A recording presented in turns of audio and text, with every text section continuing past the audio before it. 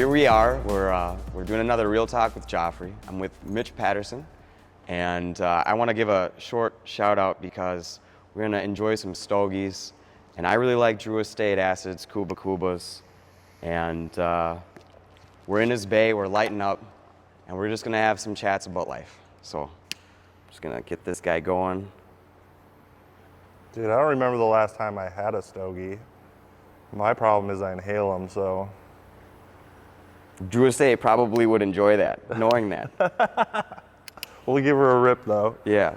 Mitch, how big is this building that we're in right now? The space that we operate out of is a total of 11,000 square feet. We have a couple sub leasers that rent a few thousand square feet. The office space we don't use, so we rent that to a sheet metal company, and then there's an asphalt company that rents one bay. So, we were chatting a little bit before we got on camera, and Southwest Lawn and Snow. Mm-hmm. How did we get here? And with every Real Talk, we always break it down to one's kind of upbringing, because in essence, what these are people that I admire, that I have come across. And I like to hear how someone has become who they are. Because, you know, as people, we have pretty unusual lives, and most aren't willing to share those lives. It takes a lot of challenge and sacrifice to become who we are if we like to work hard and have accomplished a few things. So I'm just curious, who was Mitch when you were a kid? Fast forward to today, you're 41 now. So this is going to be fun because we've literally only spent a few hours together, a couple different times. So you don't know much about me. So I grew up in Shakopee, Minnesota, not too far from here. Right now we're in Chanhassen. My dad owned a trucking company. My mom was a police officer. She was actually the first female police officer in Scott County. Okay. And my home life, my dad kind of worked out of we had an old farmhouse kind of, so he worked out of there, but he did drive semi for a long time. So I always rode shotgun with him. I went everywhere with him. I would do all kinds of things that OSHA wouldn't allow now as a little kid, like hooking up hoses and washing out tankers and stuff like that. So my whole upbringing, I just figured I was going to take over that business. Okay. I came from a really good family. Like I said, mom and dad are still married today. Super involved in my kids' lives. Siblings or no siblings? I have one sister who's older, and we can kind of get into that relationship a little bit too. But my mom and dad always say I was a good kid, laughed a lot. I was able to play by myself. Like, they didn't have to worry about me much. I was very active in sports, so until like 8th grade I played baseball. Through high school I played football and basketball. And you said there were nuns involved. I was in a private Catholic school in elementary. Give it up to the church. And then middle school I left early to play basketball in the public school. Okay. Hold on, you said basketball? That seems unusual seeing how short you are. Oh yeah, 6'2", 6'3". Natural position was probably point guard, but by the time I got to high school, I played shooting guard. All right. I was a 3-year letter winner in basketball and football, captain of both of them. But in 9th grade, I remember I played a game, got home, and my mom and dad nonchalantly told me, hey, Cargill, who my dad hauled for, sold the plant division that your dad hauls for, so your dad's going to retire. Really? Oh, I said, well, what's going to happen to the trucking company? Yeah. And they said we sold the naming rights to another company, and it's gone. So my whole life, you were expecting to be taking this over. I was expecting to do that. So you got a little bamboozled in this situation. I did. Yeah. You and I had a conversation yesterday where we talked about identity, right? And the kind of the crisis that I feel the world is in, whether people are drinking too much or doing other drugs or sex, drugs, rock and roll, and how I think that's an identity issue. And the reason I think that is from my experience. So I thought I was going to take over this trucking company. That was my identity. Like, I wasn't worried about after college or after high school. Was that later? That's just what I was going to do. So I don't think it's by coincidence at about 15 I started experimenting with alcohol and marijuana. You know, I kind of lost sight of who I was. That good kid kind of went out the window. Through high school, I focused more on marijuana because I was so active in sports. I didn't want to get a minor and get suspended and stuff like that. So I went through high school just kind of doing that. Ended up going to Mankato State, Minnesota State University it's called now. I was going to go for special ed, but as soon as I got there, more drugs became involved. I mean, I was smoking weed daily, obviously. Then started going to raves, parties, stuff like that. And then ironically, it was through plowing snow I was introduced to meth.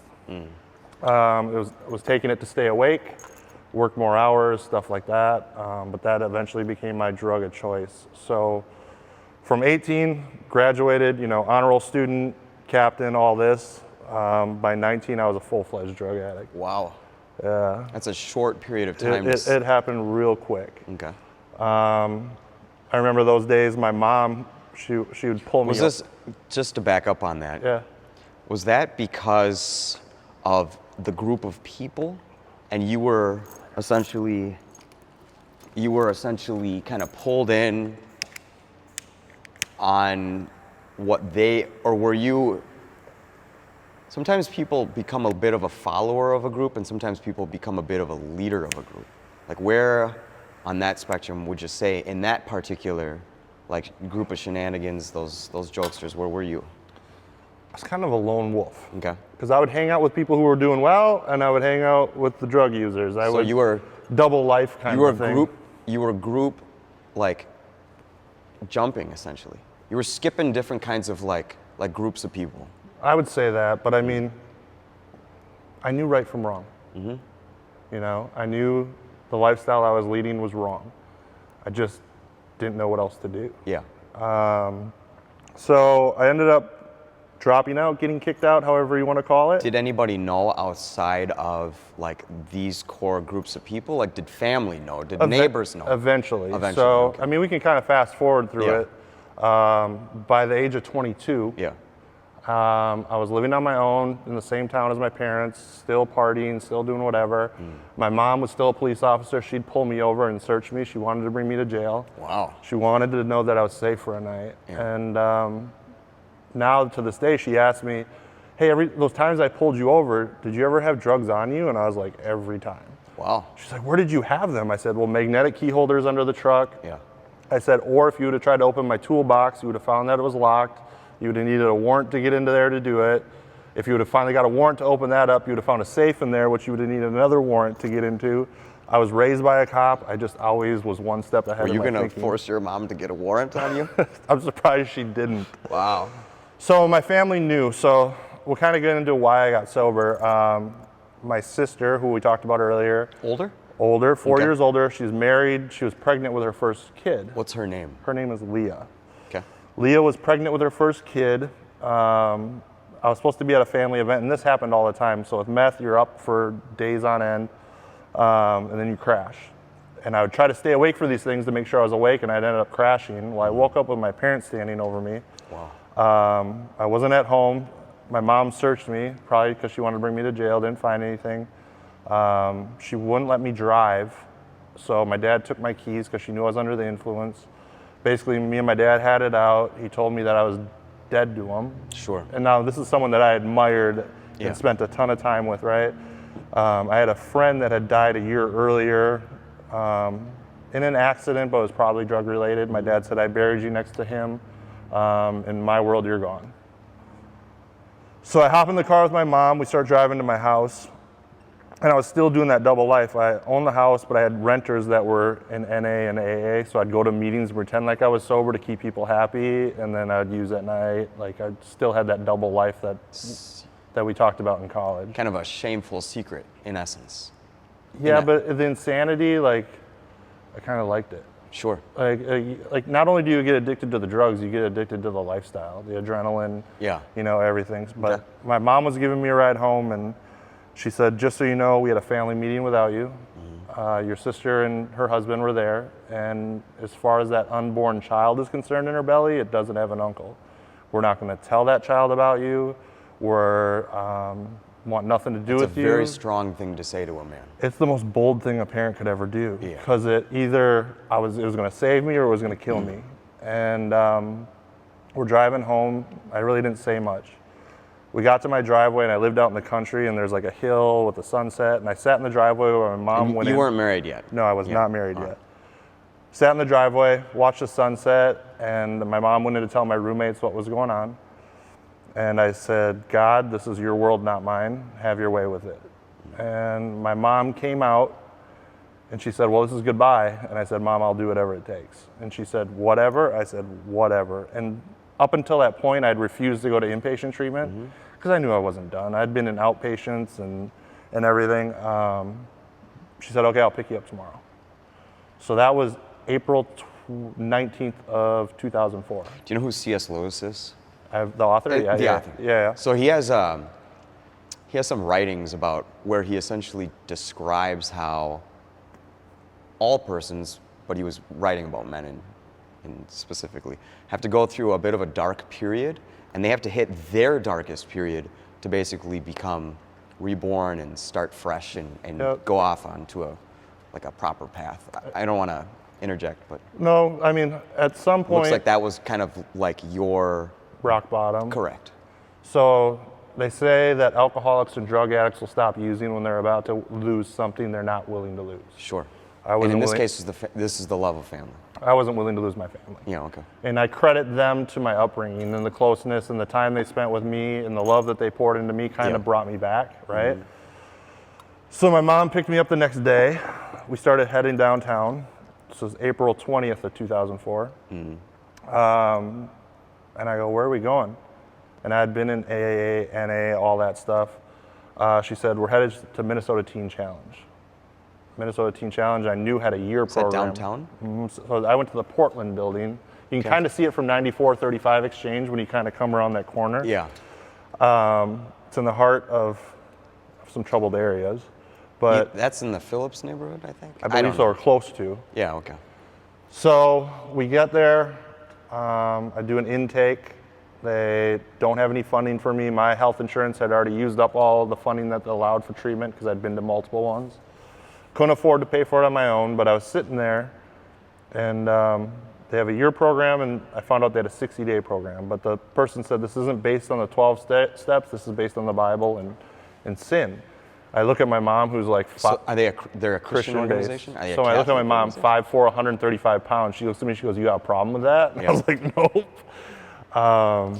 So I didn't get in that day. I had to go home, and then I had to go to the county and get a county assessment and a Rule 25 assessment where the county pays for my treatment. Okay. They approved me. I agreed to go to the 60-day program at Teen Challenge. I remember getting dropped off there, and I thought it was like jail rules. I was like, I'm gonna hit the biggest guy in here. Like, that's what I thought I was gonna have to do the first day. So I'm sitting there, and there are these big chapel You doors. are a wild. There's these big chapel doors. Yeah. They swing open. Biggest inner city guy you've ever seen walks out, tattooed up, all this stuff. I go, this is the guy I'm gonna hit. I kid you not, he made a beeline for me, introduced himself, told me that he loved me, and welcomed me to Minnesota Teen Challenge. Wow. I was like, wow, where's the second biggest guy? Because I can't hit this guy. Now, mind you, right now I weigh about I'm 6'2", 6'3", about 225, 230 pounds. When I got sober, I was 165 pounds. Wow. That's me, by the way. 160 something. So the first night there, probably the most impactful experience of my life. I was ready to leave. I was done. I'd been through group. I had told the counselor to fuck off. I just wanted a cigarette. You didn't smoke in there. Yeah. So I went down to where the waiting areas where the receptionist was during the day, and this was at night. And I was looking for a phone. Well, they put them away at night, or I couldn't find it, or there wasn't a phone. I don't know. So I'm trying to open the desk. It's locked, and I mean, I'm gonna get out of here. And this guy by the name of Jeff Dye stopped me, and he goes, "What's going on?" And I said, "I'm leaving." And he goes, "Well, how long have you been here?" I said, "It's my first night." And he goes, "Well, let's settle down, tell me a little bit more." And he goes, "What's your drug of choice?" And I said, "Methamphetamines." And mind you, every question I answered, I took a step closer to him. So I'm getting closer with every question and ready to be really confrontational. Jeff goes, You were just wound up, ready to fight anyway. oh, for sure. Yeah. Jeff goes, well, just tell me, what's going on? What's the problem? I said, I don't know. This place isn't right. I don't feel comfortable. Jeff took a step towards me, and he goes, well, maybe uncomfortable is where you're supposed to be. I couldn't manipulate that, change that, twist it or anything. It spoke right to my heart. I said, you know what? You're right. I said, I'll go back up to my room. And actually, Jeff prayed over me. And the next day, I gave my life to Christ, and the rest is history. I ended up staying in the 60-day program. The whole 60 days? That's 60 days. That's a long time. They wanted me to stay the year. Do you even, in those kinds of programs, do you even have the, you can't walk away. You have to, I'm assuming you just go outside because there's probably some fenced in area. But It wasn't fenced in, But it is like jail, but I was essentially. there on my own. Yeah.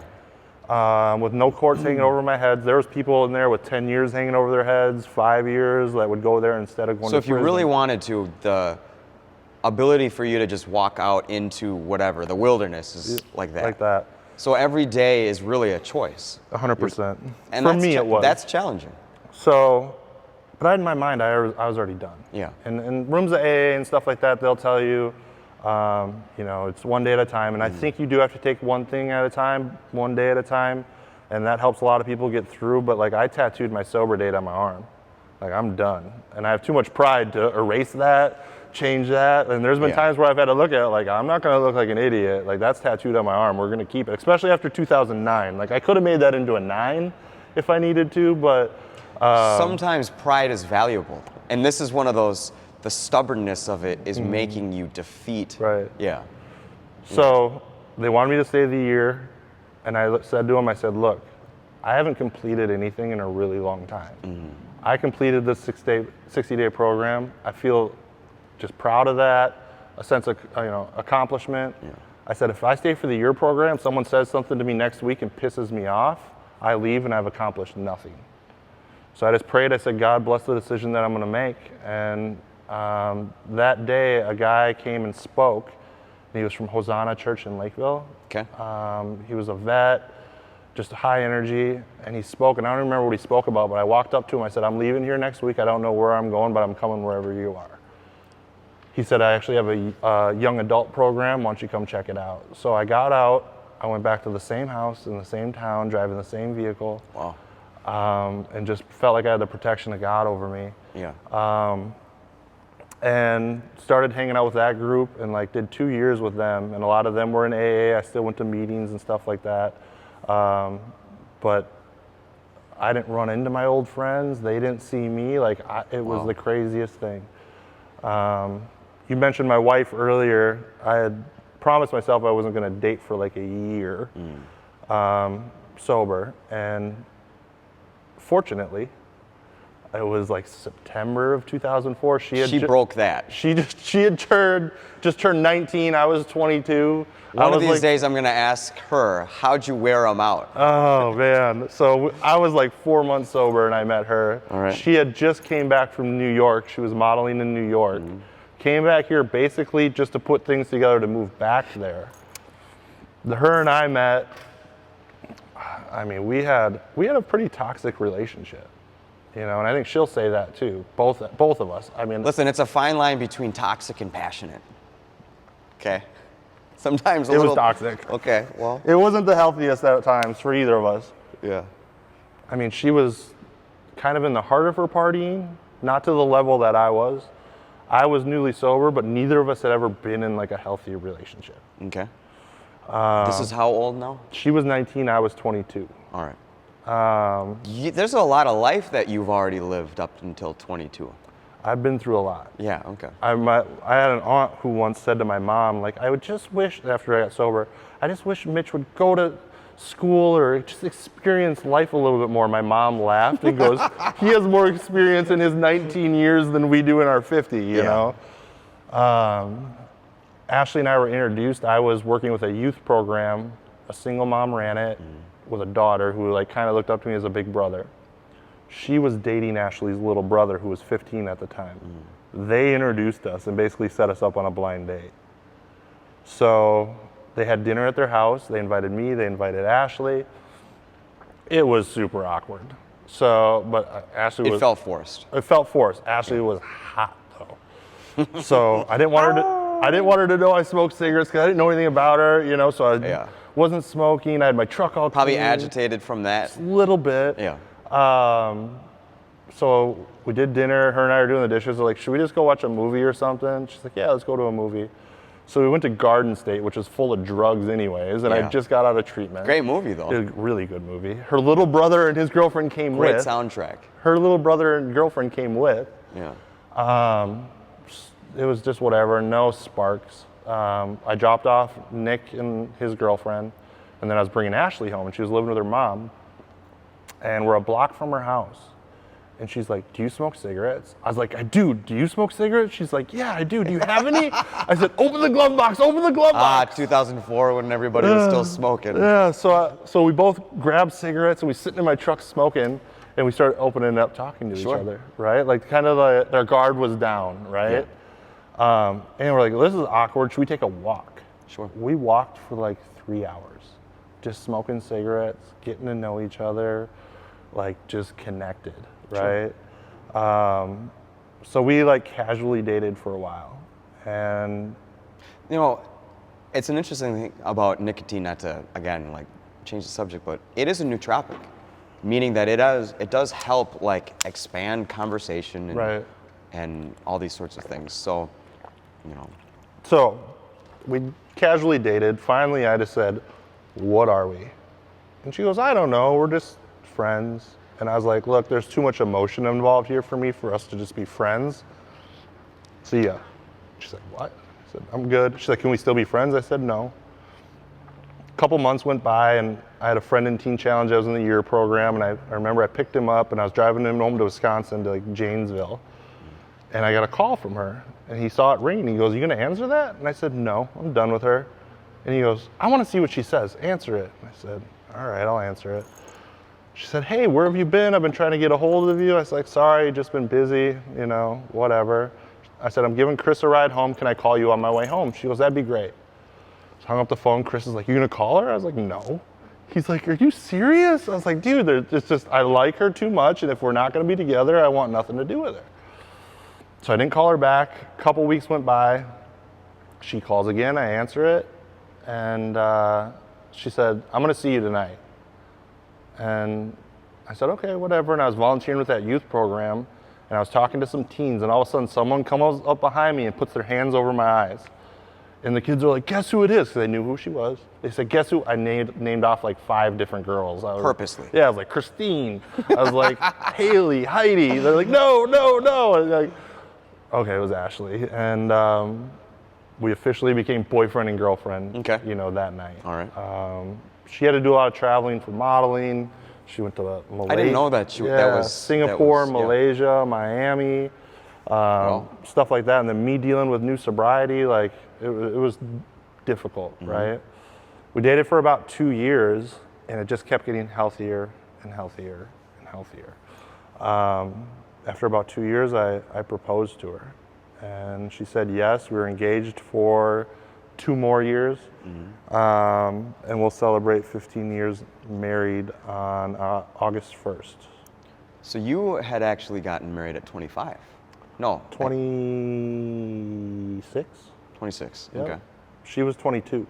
Okay, so all right, so married. Yep.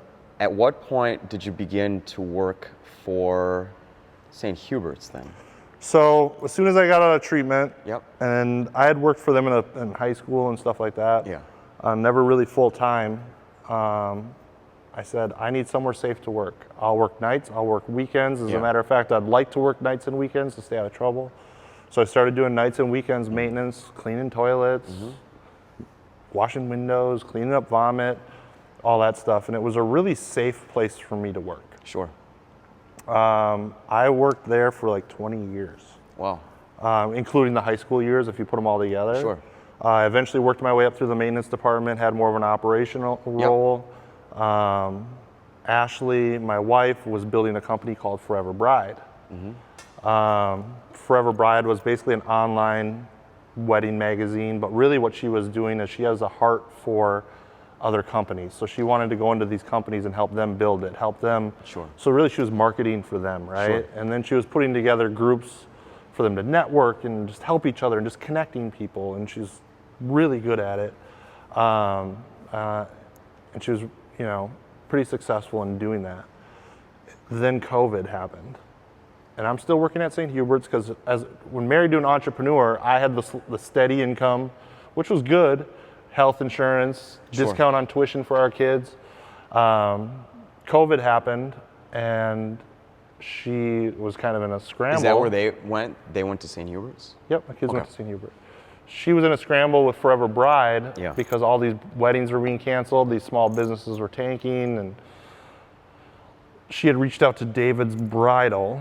I've said it and I'll say it again. It was repulsive how we treated COVID with our businesses.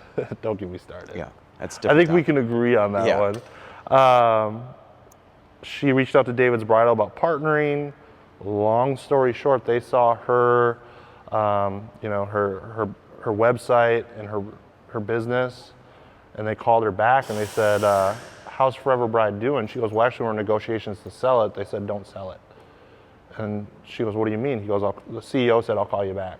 About 6 or 8 months, a process of her selling Forever Bride to David's. And then she went to David's in a pretty high role as part of the deal. And as that happened, she'd always spoken into me from her entrepreneur spirit. You could be doing, something else if you wanted to. You should be running your own business, That's fascinating. So your wife actually gave you the spark to build and go on your own. Right. But I was thinking about it today, like how this conversation would go. And as much confidence as I had in myself, like there was a lot of insecurities, right? Sure. But it goes back to that first night in treatment where Jeff Dye said, maybe uncomfortable is where you're supposed to be. And so as she was selling that and going into that steady job and stuff like that, then we're like, all right, what am I gonna do? Let's do something. I had a mutual friend by the name of Craig who actually owns Southwest Lawn and Snow. Okay. He approached me and my friend Rob about buying it. He wanted someone who would run it. Have I met Rob or no? You have not met Is Rob. he your partner? He is my partner. All right.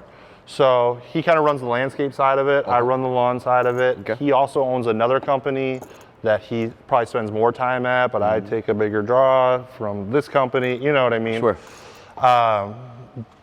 So basically, I make this one run. Like all the guys report to me Sure. and stuff like that. But anyways, I was like, well, maybe I should take this opportunity, right? So as negotiating back and forth, we ended up, purchasing it. Fortunate for me. Can I ask you how you purchased it? Is it just cash or is it a mix of like some kind of a So business we have a loan or- small business loan on it. Yep. We both put down cash. We both went without checks for a while, stuff like that. But the business had no debt. Only debt we have now is actually the business loan. Yep.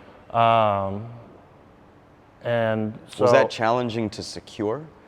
Or did it just take the courage to be able to try? just the courage to do it. And I think that's interesting because a lot of people don't realize that banks are in the business of lending, and the biggest thing holding people back that are trying to go on their own is just the courage to try. Right. Yeah. Right.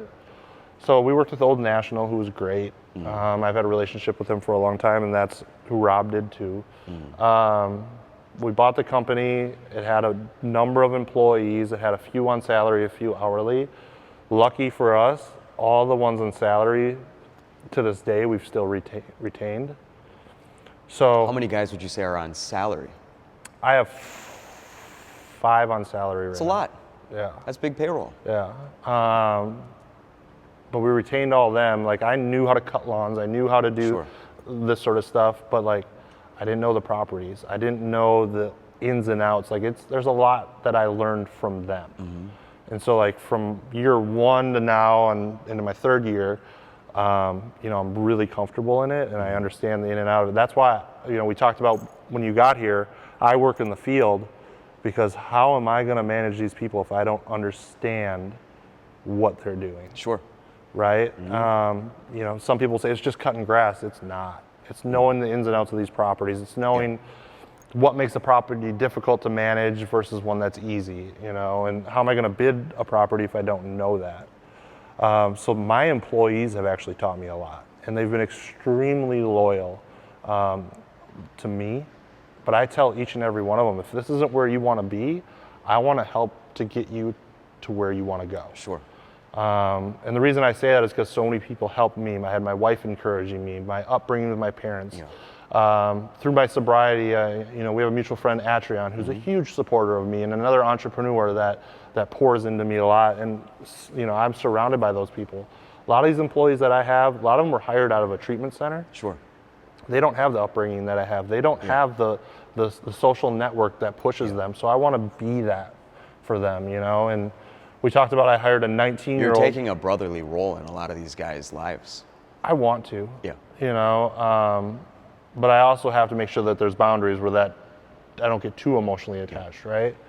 I had a 19-year-old I hired last year who you could tell is a visionary, was going to go out on his own and do something great. Yeah.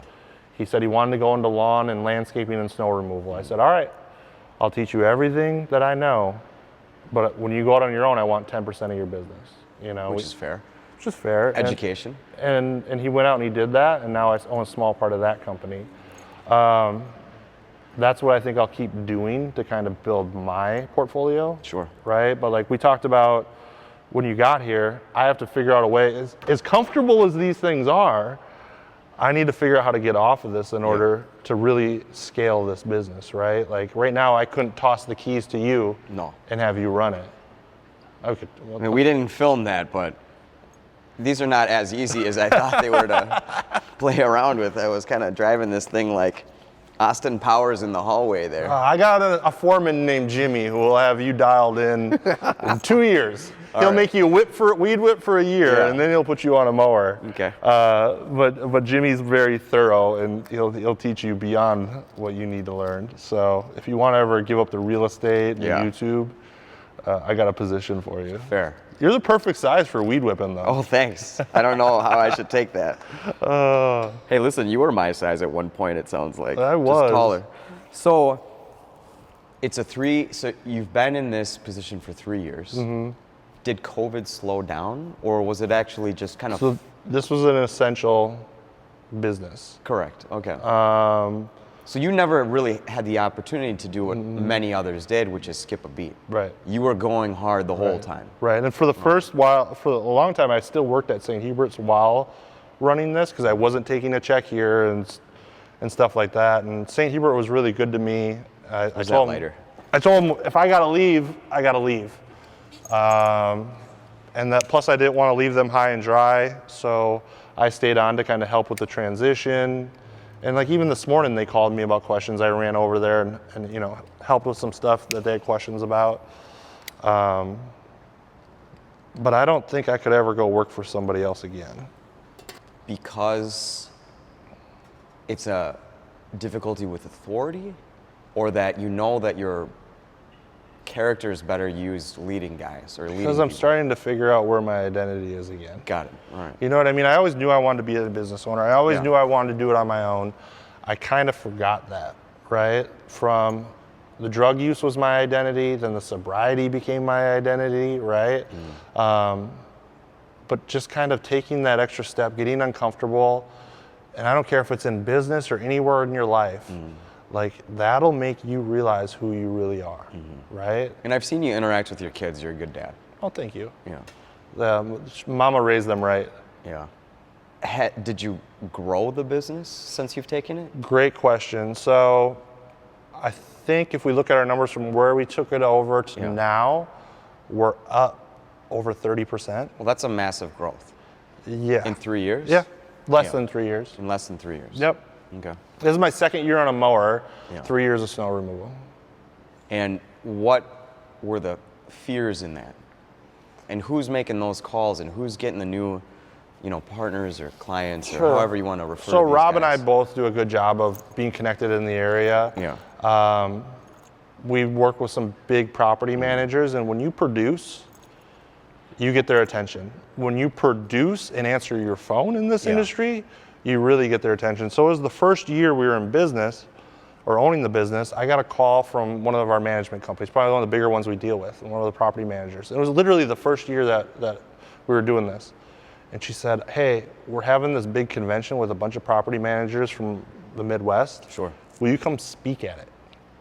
I was like, On stage. I was like, oh, well, I was like, does this benefit me anyway? You know? And she really couldn't explain how it would. And then I had to join some association in order to do it. I was like, you know Is this what? a builder association or which? Multifamily? I don't remember what it okay. was. But I said, you know what, I'm going to pass. But still, it gave me the confidence, like I'm doing something right. Where people are starting to ask you to be. Right. Yeah. Right. So everything Why did you pass that? I didn't see the benefit for the business. That's short-term thinking. I think. I know. Not and to- maybe I didn't have the confidence to do it. Yeah. I have no problem going and speaking in front of people, and we can actually rewind a little bit. When I got sober, my sister worked in the county attorney's office, and they had a meth task force. It was the meth epidemic, right? Okay. And Has that slowed down in Minnesota at all? yeah, now I think they like heroin more. Oh my God.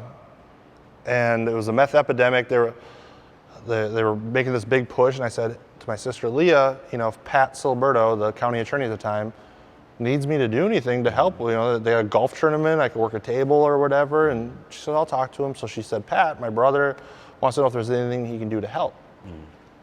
Pat said, I want to have dinner with him. So we sit down, we have dinner, he asked about my story, and he goes, all right, I need something from you. And I said, whatever it is, you want me to work a booth or, you know, shake hands and hold babies? What do you want me to do? And he said, I want you to go around to every school in the county and tell your story. Wow. So I actually went around to a bunch of schools in Scott County. And for me, that was like paying back. Like Scott County paid for my treatment. Yeah. So like I had no problem doing it. That was the debt. Yeah. You owed it to him. I felt like I did. That's honorable. I probably would have done it anyways. Yeah. But it was good to like pay it back. Yeah. Me and my mom would do open parent forums. So like parents, like we could give them red flags to watch for, you know, stuff like that. Like, so that was kind of interesting. And when I think back to my drug use, the hardest thing for me to swallow is the stress and the hurt that I put on my mom. Yeah. And then some of the other places I spoke at Clemson University about my story. Clemson? Yeah, Wow. my cousin was going to school in Clemson, and she was in an addiction class. Sure.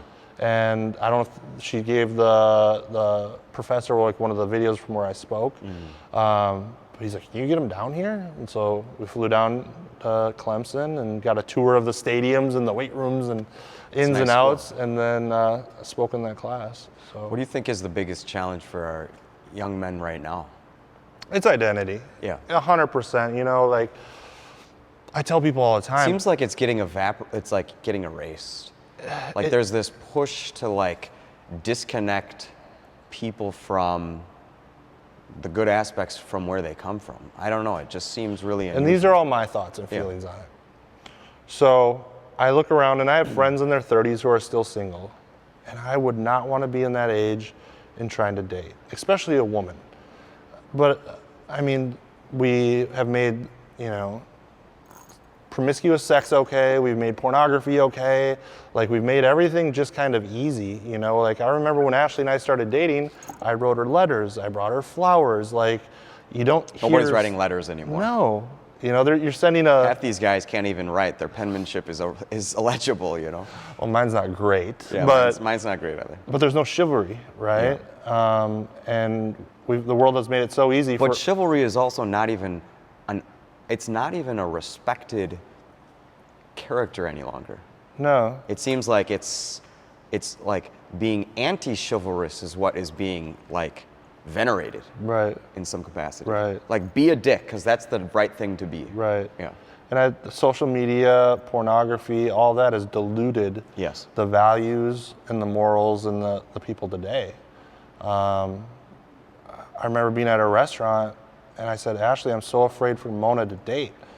And we're at a restaurant in North Loop. And she said, why? I said, because none of these motherfuckers in this room could change a tire if my daughter's tire was blown on the side of the room. You were talking about that on the phone. She's like, shh. I was like, what are they going to do? What are they going to do, Ashley? Are these guys going to beat me up for saying it? None of them can change a tire. Look at them.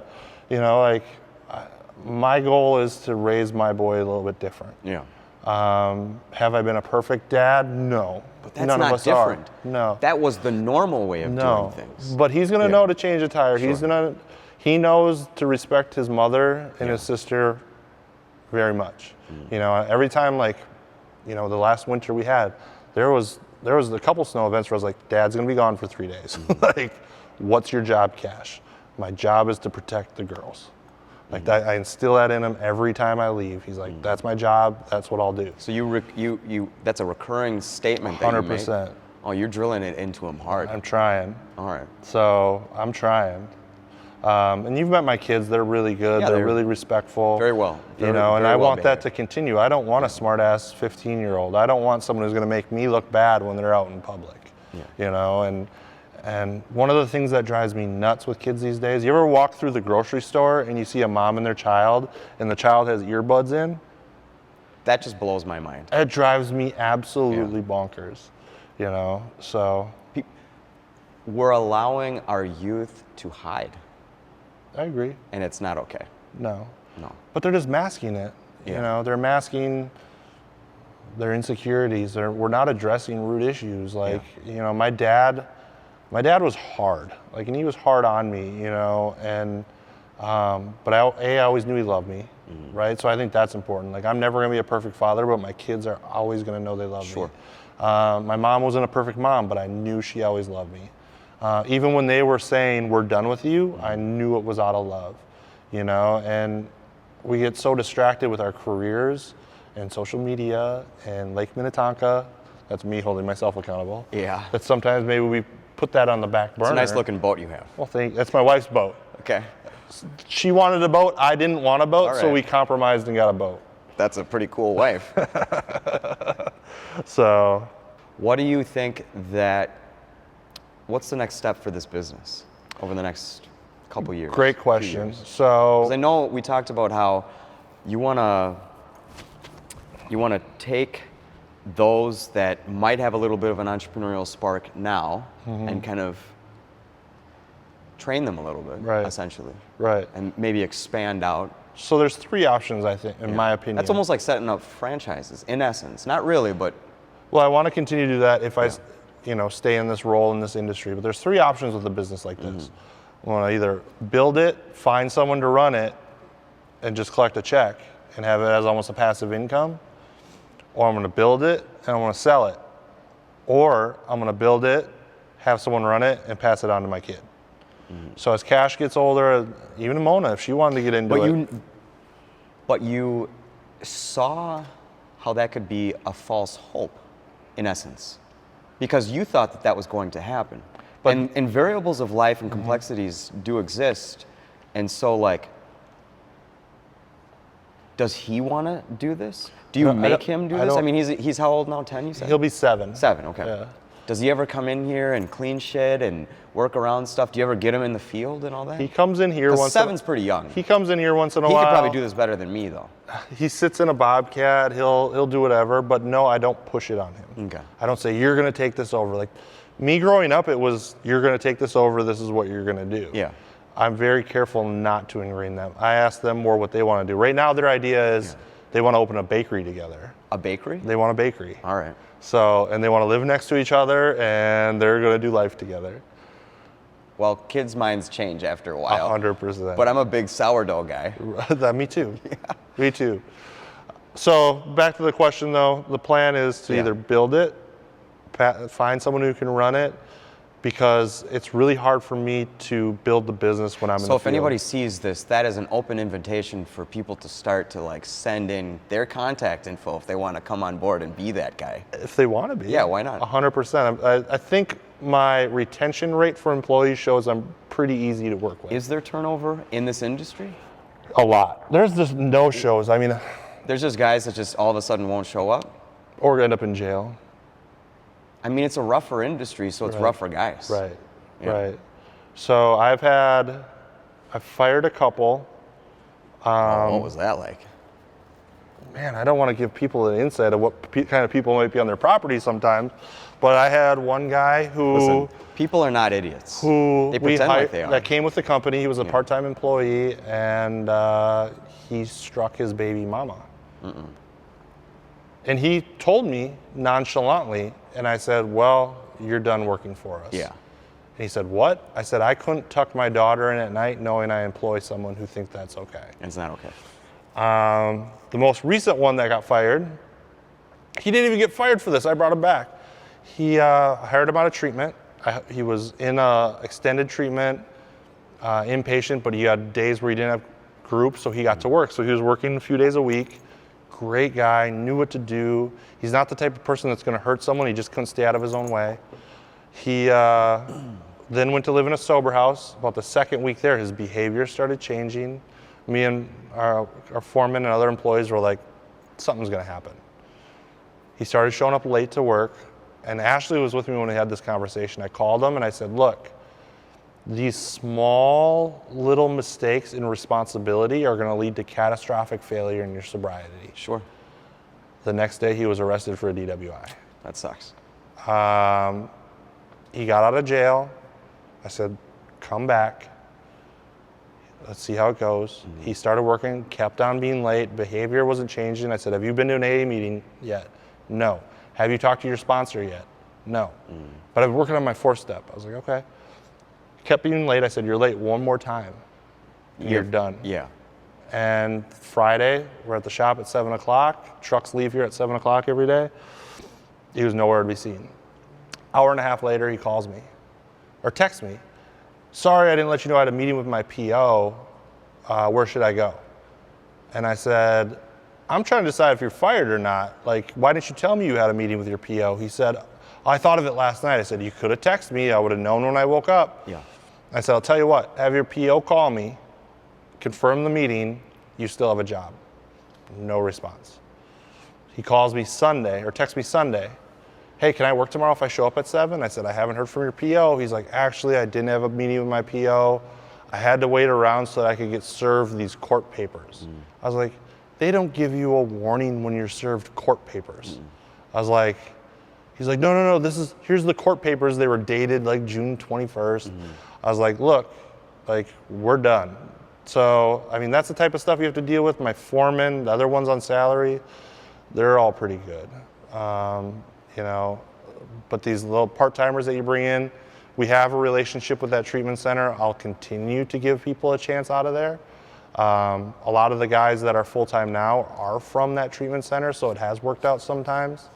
But that's another way of paying it forward. I mean, St. Hubert took a shot on me. Yeah. I mean, think of how risky that was bringing me in. So I think forgiveness is important. 100%. And I was talking about this with on another Real Talk that I was talking with Eric Forsberg, a guy I admire at a high level.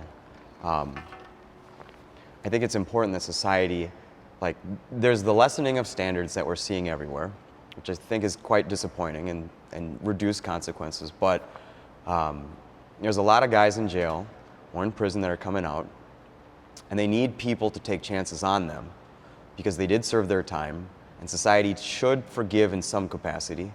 And it just comes down to how many times should we forgive. Right. Should forgive to an extent because people need chances, and it's really easy to fall into bad ways, right? To go back into bad habits. But I actually think, you know, this is one of the reasons I'm really happy that we're sitting in front of the flag here. In some capacity, I think the United States is the land of second chances. Mm. You know, not everybody that has come over, you know, across the Atlantic, for instance, had a perfect life over there. Right. The country essentially did a second chance on those guys. Right. This is why my position on, you know, whether we go into politics or not, sometimes I actually really like the fact that all these guys from our southern neighbors are coming up here because they're looking for society to give them a second chance to start afresh. And I appreciate those guys that go through the hell of coming up north. I used to actually think that was a big problem. Sometimes I'm becoming more flexible on that. You know, it's not easy to even try again. It's really easy to continually just allow oneself to fail. And it does, you know, I also used to have this belief system that if you're successful on your own accord, which is total nonsense. It is people and events that have taken a chance on a person again, re-put them back on the path, give them the courage. It's interesting that your wife gave you a bit of this entrepreneurial spark as well. So I admire that you're giving these guys chances. But when do you cut that off? You know, like that's something that needs to be said. You know, so Ashley and I have like started kind of working on like EOS implementation, right? So like, what is the limitation? Like EOS. So you gotta teach me what that means. So what's the book? Basically, it's like your roles in the company, and then it has your identity, your mission statement, and then like your core values. Sure. Right, and then you build your company around this, right? Okay. Do we know what EOS stands for? Employee, whatever. I'll figure it out. We'll figure Google. Yeah. Google. I don't. We've spent very little time on it. She's actually gonna be mad that I brought it up. Employment operating standards, maybe. Operating systems, something like that. Yeah. Okay. But anyways, we worked on like the core values of this company. And a lot of the core values of this company are ones that Rob and I bring to the table, right? Okay. And you kind of narrow it down to like your most specific ones. So one of the ones the first ones that came up was like honesty, right? And then commitment, stuff like that. So like, as I'm seeing these employees, like if they start lying, like I'm done. Like that does not align with our core values. You know, so once, you know, I'm not going to name his name. Once I had an employee. Close. Pretty close. Had an employee who he saw these dishonest traits in. I'm not going to mess around, right? I have one foreman who I've really worked to learn to work with. He knows he can be tough to work with, but I understand him. But the guy couldn't lie if he had to. He was plowing snow in a parking lot, commercial parking lot. You know those plastic frames around a license plate? Sure. He hooked one with the corner of it. That's the only damage to this vehicle. He took the broken one, walked into the building, found the employee who that broken license plate belonged to, and said, "Hey, I'm sorry, I broke this on your 1994 rusted out pickup. How can we replace it?" Like that's a guy you hold on forever. Dude, he's unreal. Yeah. You know, he can't lie, and you know he'll wreck something. He'll tell me right away. So we'll get asked at properties, "Hey, did your guys damage this?" And I'll tell you something about my guys. Honesty is one of our core values, and also when they wreck something, not once have I ever deducted pay for them to pay for it. I don't yell at them. I just say, "Shit happens. It's part of our industry." Sure. Right? Yeah. So they know there's big equipment in here. They know they're not going to get in trouble. Something's going to get broken. They know they're not going to get in trouble. You know what I mean? So why would they have to keep it from me? Yeah. So I can confidently tell a property manager, "No, we didn't do that, because had we done that, my guys would have told you." And then they'll find out it was the mailman that hit it, or you know, stuff like that. Sure. So I mean, I get those core values. So the question you had is, when do you cut ties, and when do you? Yeah. When people just start being dishonest. Sure. You know, that for me, right? Like, as long as you're honest with me, I'm not going to be too upset. And I'm a big believer in we're all going to make mistakes, but I got to the point where I'm at by learning from my mistakes. You know, like I'll be fixing something at home. Mona will be like, "Dad, how did you learn to work on all this stuff?" And I was like, "Mona, I broke a lot of shit, and I had to figure out how to put it back together." All experience comes from a mistake. 100%. 100%. And I've made a ton of them, and I'll continue to. So that's what I want from my guys too. Like, I want you to learn from your mistake. I don't want to make the same mistake again. If someone keeps making the same mistake, keep doing it. And he's got a pattern. We're done. Yeah. We're done. I don't have the patience for that. What kind of properties do you target that you hope for? So we primarily do businesses and large HOAs, homeowners associations, big townhome complexes. We'll do a few residential if it's right next to another commercial property or next to an HOA where we don't have to move very far. Are you doing any of the ones that are we in this location? Have you ever tried to say, "Hey, I'd like to do all of yours"? So if you look down, after you come in that gate, there's a Aspire Bakery right behind there. Sure. We do that one. We do the one next to it, 2, 3 across the street. I mean, yeah, that we call it the shop route. We have about 7 properties. Did you buy into those contracts, or did you expand into those? We had 1, 2, 3. We had 3 or 4 over there. Now we got about 7 or 8. I got a big lot and a long driveway, and it seems like snow care for us sucks. Like, I don't have a truck. I don't have a big plow on it. I mean, I've had a lot of difficulties with snow, but Minnesota's pretty unforgiving. All of a sudden, one day there'll be 16 inches, you know, so there's a little bit of leeway, you know, that you got to give in some capacity. But when does a consumer have the right to start to get pissed? Depends on the contract. Yeah. So some contracts will say open up's done every 4 inches. Some standards are we have 12 hours to clean the final cleanup. Yeah. Some are more intricate and have higher standards. Obviously, we charge more. Sure. I mean, there's basically one commercial property where we just have a wheel loader and a truck there the whole time.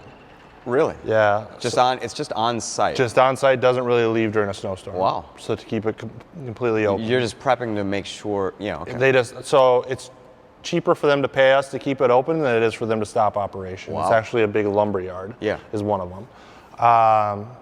But I mean, Minnesotans, by the end of the winter, they're getting grumpy and they're sick of snow. Yes. So you get more phone calls at the end of the winter, even if you're providing the same service. Is there a way to proactively, like, settle down an emotional response like that? Like, you almost want to have newsletters at the ready, shooting into customers' inboxes. We just want you to know, here's the challenge of Minnesota. Right. So there's no matter how many guys we have, no matter how much Right. equipment it is, you're gonna have to give us a little patience. So I think they would love that. There was only one time I sent out an email this year. It was in one of those 3-day storms where they were talking about shutting down highways and stuff like that.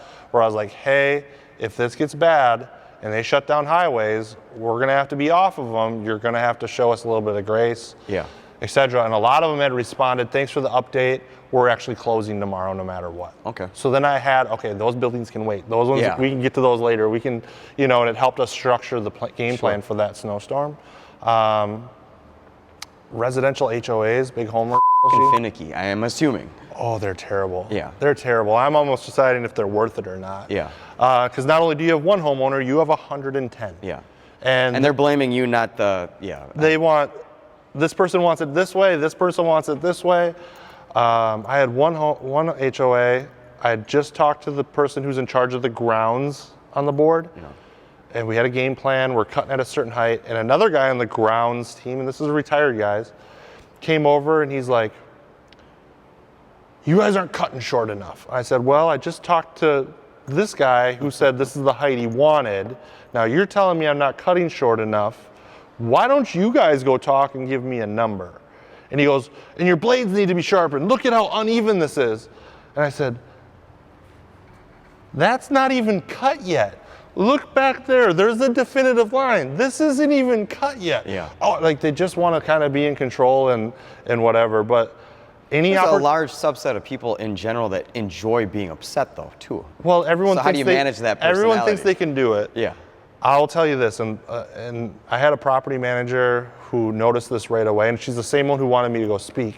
Okay. If she can get me in front of a board of an HOA, or in front of whoever is in charge of the property. Set an expectation. Set an expectation, but build a relationship. Yeah. At the end of the day, we have to do a good quality job in the appropriate amount of time, 100%. But what really keeps a relationship is if they like you. Sure. I mean, essentially, I'm in a sales position. Yeah. I'm selling a service, right? I have to cater to needs, but I need to have boundaries. And Mitch, you're easy to like. Because you're as sweet. big of a warrior Viking that you look, you're actually kind of I shouldn't say teddy bear. That sounds a little limpy, but you're a soft soul. Thank you. Yeah. I'll take that as a compliment. Can we edit that out? Let's I don't know. When I got a reputation to uphold. No, I know that. I mean, I'm easy to get along with. When I get mad, I get mad. Sure. Right. But it would take a lot. Like I consider myself like a protector. How much of that anger do you take home? I take it to the gym.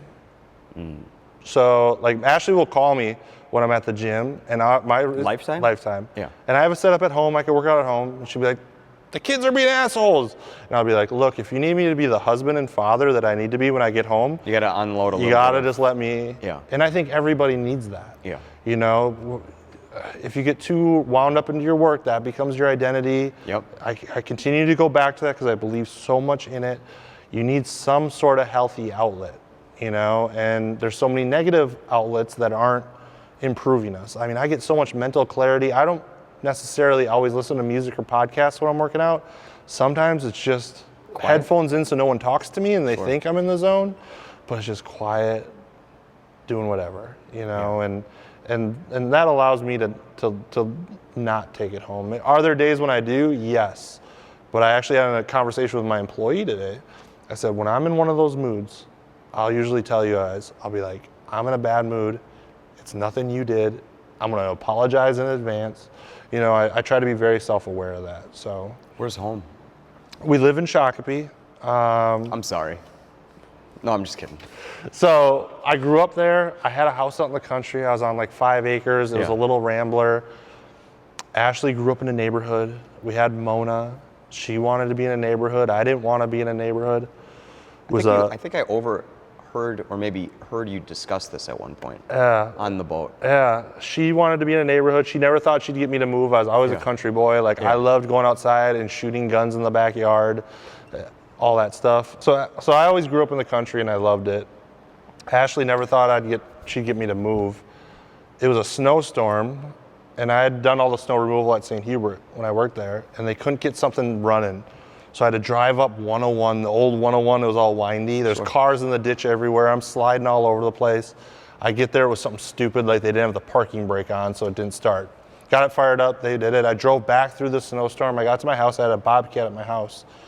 My driveway was about a quarter mile long. It was an April snowfall, super heavy. So like the ones that stick to your windshield and the wiper would take it and it would stick right away. I was like, this sucks, it's really heavy. All of a sudden, my motor on my windshield wiper stopped, so I couldn't see, and it's night.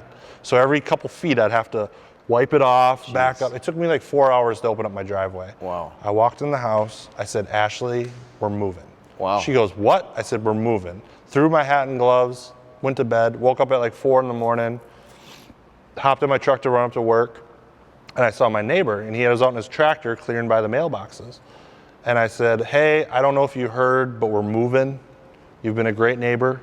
I don't want to put you next to someone you don't get along with, so before I put it on the market, if you have someone that that might want this place, let me know. Long story short, he ended up buying it from me and didn't use a realtor, no offense. He wrote me a check for it. And then Ashley's like, well, what do you want for a new house? I said, I want a 3-stall garage minimum and a paved driveway, because I've never had a paved driveway. She found a house that she loved, like in town, and eventually our plan is to make that a rental and buy a house on the lake. So we're big lake people. I always think of Lake Minnetonka as being every Minnesotan's dream. It's not something easy to accomplish. Right. And it always takes a lot of creativity and hard fucking work. Right. Even if you come from a great deal of wealth, most of the people on the lake I've come to realize are there because of a lot of adversity in their lives. And not like just mental difficulty, just like extreme challenge that they've fought through to get on there. And so one of the things that's very interesting to me, because I'm not from the west side of town, but we live out here now, is that guys that live on the lake are actually nice because they've seen challenge and they've worked through it themselves. And it's the guys that don't live on the lake that are too cocky, that are boating around, almost. You know what I mean? Like, it just seems like it's a big lake, so it's going to draw everybody. But I don't want to call them interlopers. I'm not calling you an interloper, because I'm just saying that it just seems like a lot of the people that are already there seem to be calmer and accepting and kind of nice, and it's the people that aren't quite on yet that are a little bit, I don't want to say douchey, but just kind of overly cocky. I don't know if that's the case or not. I think the ones that have worked to get there are really nice. Very nice. The ones who have been given it are douchey.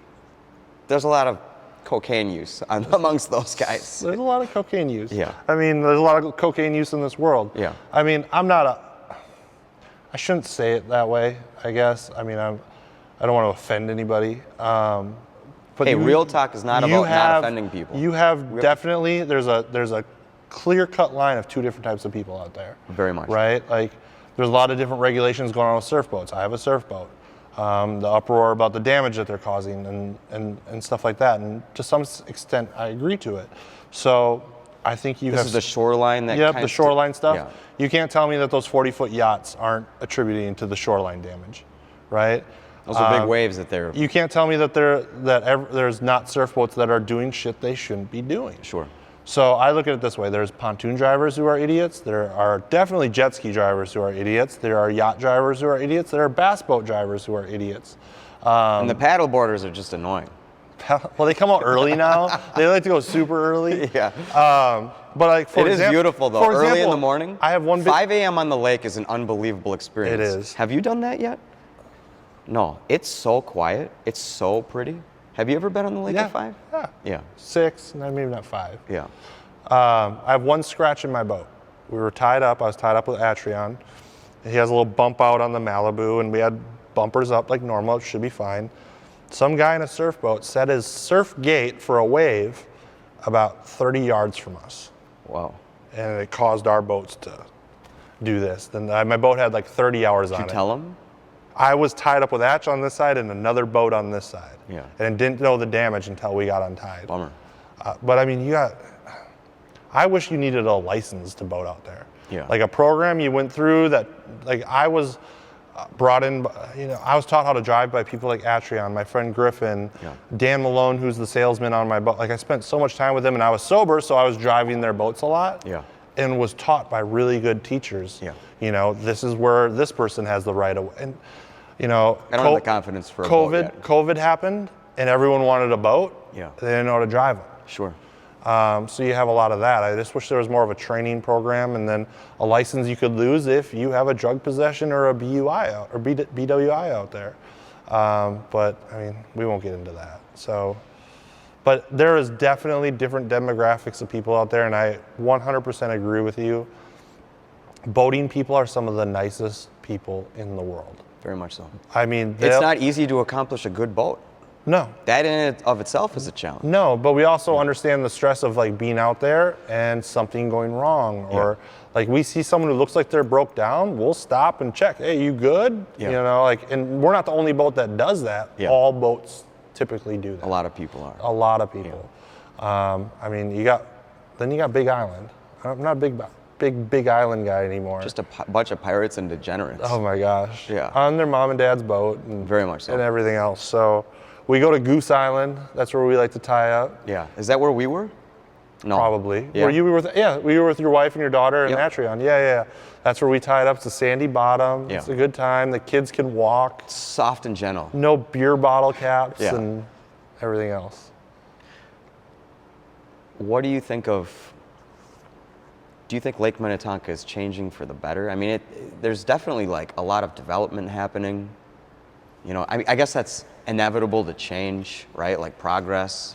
You can't build any more dirt around it. Mm-hmm. So there's the big hotel project what is that, in Spring Park? Yep, right next to the cop shop. Yep, what is that, the yacht club? Yeah, they're putting a hotel and a restaurant, all that in there, yeah. Are you pro that? 100%, because I think it's a good use of space. I dock at Atrion's house. Yeah.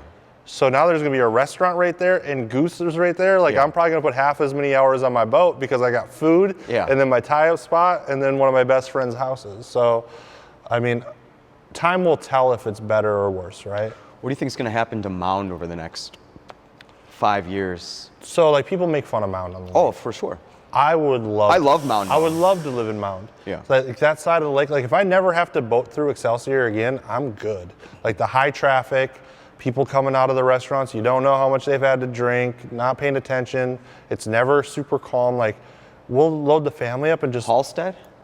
Yeah, Halstead. I really like Smithtown Bay, which is not in Mound. Yeah. But like that's kind of my favorite area.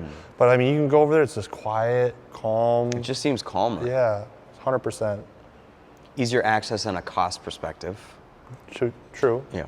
I think where Atrion is, though, on Spring Park Bay, on Casco Point, I think that's the most prime spot. I got a really cool off-market place on Halstead, just letting you know. Well, we can talk later. Yeah, all right. All right. You have to bring Ashley on Real Talk, and you guys can bring that up.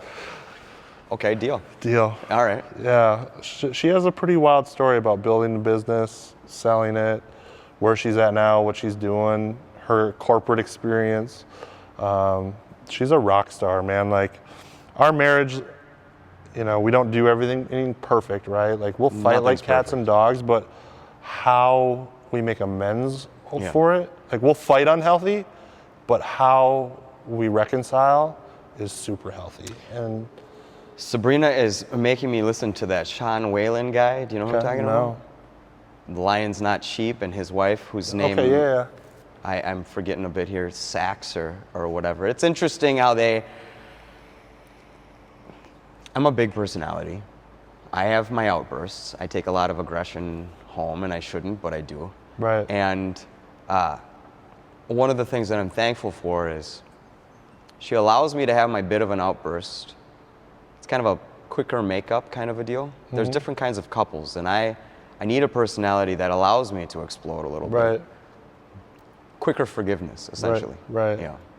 Ashley is, like, I think your character traits, your best ones, also become your character defect, right? So in business and what she does, she's so meticulous and a perfectionist and stuff like that. Where me, I'm a little bit more like, go with the flow kind of a thing. But she's really, she's helped me figure out what areas I need to make sure are dialed in and perfect. What areas I can be a little bit more nonchalant and carefree, and then vice versa. Is she taking restlessness home right now? Is she? Yeah. You'll have to ask her. Yeah, I will. But I mean, where she excels, I don't. Where I excel, she doesn't, right? Like 2 Ashleys together would be a terrible couple. Are your kids more like you or like her? Or truly a blend? Pretty well blended. I think time will tell more, right? Mona, I think, is a lot like her mom. Ashley might not like hearing that because they butt heads, right? 2 Mitches together would be a show too, right? Like, I encourage people when I talk about finding a spouse, because people ask about Ashley and I all the time. They spend time with us, they see how we are together. Like, you know, people are like, that's our goal, you know? And I was like, well, you don't see everything, but thank you. And I think it should be a goal. Like, there's nothing about me she doesn't know. There's nothing about her I don't know. And I can say that with extreme confidence, right? At times in our marriage there was, but man, we've let that all go and, like, you know, talked about everything from our insecurities, bad decisions, our past, our future plans, you know, like, it's all about really good communication. One of the things that I'm personally working on is surrounding myself with couples that actually work shit out and are healthy. Right. You know, and I aim to do that more and more each year. And I just think there's no rule book that we're like given. Hey, this is how to have a great relationship. I mean, there's a trillion books out there, but there's not like, you know, I don't think you're going to find it at a Barnes & Noble. So are you a big book guy? I'll listen to a lot of books. I don't like listening to relationship books. Okay, and the reason is because it's just not a topic that gets me curious. Because I'd rather learn about war and, you know, politics and other things that don't really matter for, you know, on a couple standpoint. But I'm open to it. So I think there's like two different types of people in the situation, right? Like these people who follow, like Bradley, I love, he's great. Like I love listening to his little reels and stuff like that. Do I read their books and stuff like that? No. Ashley's big into like the books, right? And learning from those, where I'm like, I'm just gonna kind of experience it. Because what worked for you might not work for me, right? And our situations are essentially different. You're an experiential learner. Right, but I like surrounding myself with other blue collar business owners, because we kind of have the same issues and the same trials, same employees, same whatever. But like, I don't get big into like the books and learning from it. I'd rather just be a little bit more self-taught from life. And maybe I'm missing the ball, maybe I'm wrong in that, but you know, that's the type of person that I am. Ashley, like she's listening to audiobooks every day. You know, she's, you know, gaining a ton of knowledge, but then I guess I can, in my back pocket, I just have my wife who can teach me all that stuff, and I can just skip reading the whole book. So, but I 100% agree. Like, I like what you said, where you're trying to surround yourself with other families. We're a product of our environment. Right? Ashley and I made the same thing. Like, last year with the boat, it was, let's just get people out and have fun. Like, now we're really particular about who we bring out. We just became so inward over COVID. A lot of it had to do with how angry I was with how so many people treated that situation. Right. And I'm still upset about it, and it's really hard for me to forgive a lot of people in how they reacted to it. So I have a 3-step program for you. All right. This gets me through everything in life. Are you ready? We can watch the video later and write it down later. But I want to hear it. step 1, smile. I smile a lot. Smile. So that's easy step for 1. me.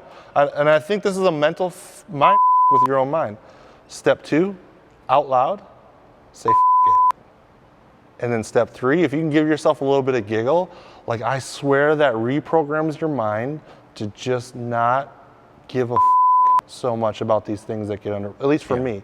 Like hits the fan, you know, this employee broke a window, this employee didn't show up. Like literally there's this times where I gotta smile, say it, and just kind of giggle and just keep moving forward.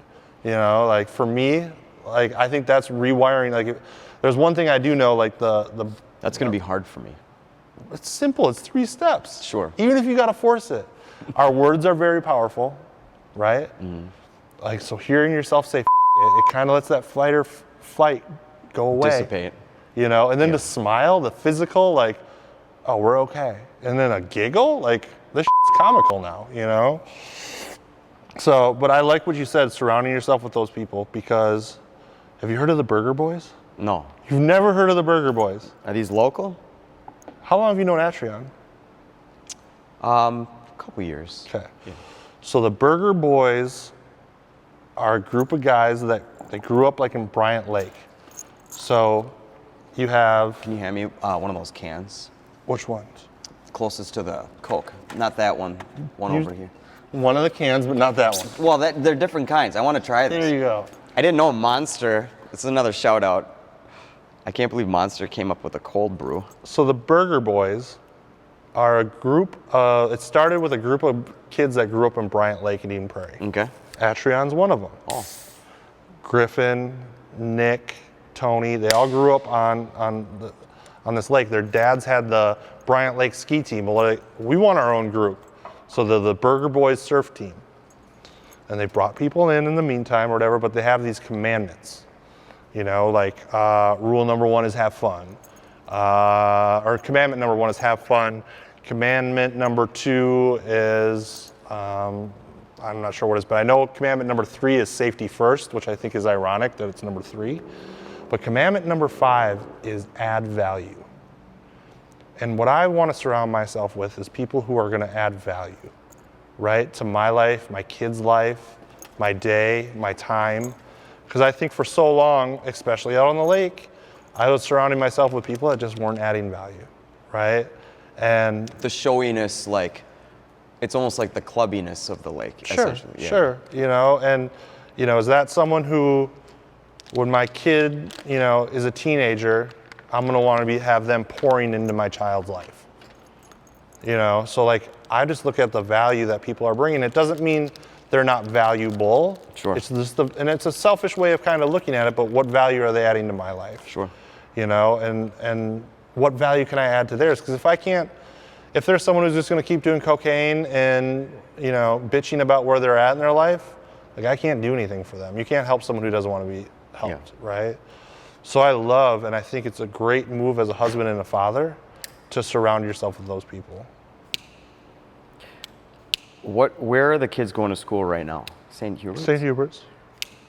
How involved do they require that the parents are in day-to-day education, all these sorts of things? I will say this, my least favorite thing about St. Hubert is the number of emails I get. But You should email them that. I tell them all. The director of operations in the school, him and I are really good friends. All right. So like, I'll have to call him like, hey, is today a non-uniform day? He's like, dude, I sent an email like last week. Did you read it? No, but the kids are saying there might be a non-uniform day. There's so much technology too. Like they have programs where I can go on and I can check their grades. I can look at their lunch. Like they make it kind of easy for you. Ashley will, you know, go and read to the class, stuff like that. There's not a high commitment. Yeah. But we do like to stay involved when we have the opportunity to. Right now I have the lawn contract over there for mowing their cemetery. We have their snow contract for their snow removal. I was dropping cash off today. They were doing some excavating. They hit some PVC pipe. They had no idea what it was. They texted me a picture of it. I said, I'm actually here. I'll come up and take a look. Kind of went over the history of that property and what it probably was. That's the third time I think I've been there this week to kind of, because they're working on projects in the summer, right? And they have questions. They like the help that you're giving them. 100%. My kids, But you owe it to them too, because they took a chance on it. Well, and you know, they said, we're going to send you a gift card for all that you did. They borrowed a piece of equipment. I was like, look, my kids are here. Rob's kids here. Like, don't worry about it. Like, this is just what we're supposed to do, right? I think that's one of the things that I've always been very pro private schools just in general, but Catholic schools, is that the people in are willing to help a lot. Whereas in public schools, there's no, and I don't want to rip on public schools, but it's just that the families aren't as involved because they don't need to be, essentially. So they're like, well, why? Someone else can deal with it. Right. The school that I went to, 7th through 12th, private Christian, I mean, there were many times that I actually cleaned and painted because we needed tuition breaks. Right. And so, you know, I went in and did projects for them. Looking back, I actually thought that was really great that they even offered that as a way to kind of reduce or lessen the burden of tuition. And I think they should be doing that more with kids. So they have scholarships. They do Yeah. a lot for, you know, especially Catholic families and stuff like that. My experience having so many years in a private school as an employee is there was a season where no one wanted to help. They'd rather just write a check. Yeah. Just rather write a check. COVID and stuff like that happened, and the financial situations in these families started to change. A lot of people lost their jobs. You saw more interaction of how can I help, what can I do, you know, stuff like that. But sometimes there was more issues with getting the approval to allow those people to come in. The insurance stuff, I mean, liabilities, because this day and age, everyone wants to sue everybody too. Very litigious. You know what I mean? We did a lot of stuff in-house. I mean, a lot of stuff that a lot of churches and schools and stuff like that didn't because of that. So I 100% would love to, I loved last year, like mowing the school, like my crew would do it and my kids would see me there, right? I love. They'd look out the window and Yeah, hear they'd you look just out, buzzing on by. or they'd see the on one of these. They'd see the Southwest truck pull up. They'd be like, "That's my dad." They were in the summer. They were like, "We're walking to American Inn. We saw, you know, Troy and Sam and Gina. They were out mowing. Like, were they doing a good job? Yeah, they were doing a good job, Dad. All right, thanks for keeping an eye on them. You know, that's cool. How much time did they end up having to skip with some of these shutdown orders and all these sorts of things? St. Hubert did a really good job. Yeah. Of staying open more than most. Yeah. They did some stuff that drove me absolutely bonkers, but they did it to appease certain people and appease government, district regulations. I mean, Make them wear a mask. yeah, man. Ask Ashley that question, you're gonna get a lot. So we had to go to the open house. They said, okay, this is how lunch is gonna be, and it had plexiglass dividers. The plexiglass was such a goofy response. Right, and there were times where, like, you know, our senior kid in a mask, and it was really hard on Mona. Cash, he's like me, he doesn't give a whatever, right? Yeah. I did give a about the mask though. He's doing the three-step process. He was laughing about it. Smile, laughing, Right. say it.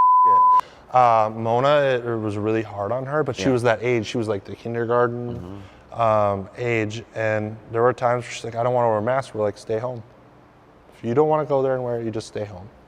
You know, and there were places where we'd be, if you didn't want to wear it, don't wear it. And I mean, people then would be extremely upset with us or whatever.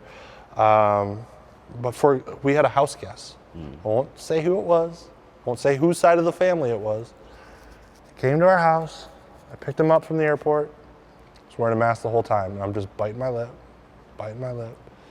We get home, I'm working out in the basement. This house guest, it was Christmas, was wrapping Christmas presents and spraying them down. Oh my gosh. While wearing a mask, wiping down the paper after he was done. You bit your tongue for that? At that point I said, I'll tell you what, you wearing a mask around this house is scaring the shit out of my kids. Yes. If you want to stay here, you're going to have to take that off, or you can find somewhere else to stay. Good. Thank you. I appreciate that. So he took it off and he Yeah. stayed, and then he went home and tested positive for COVID. You're going to get it eventually. And I was negative. Yeah. So he got it, I didn't. I got it on the funny. trip. But Yeah.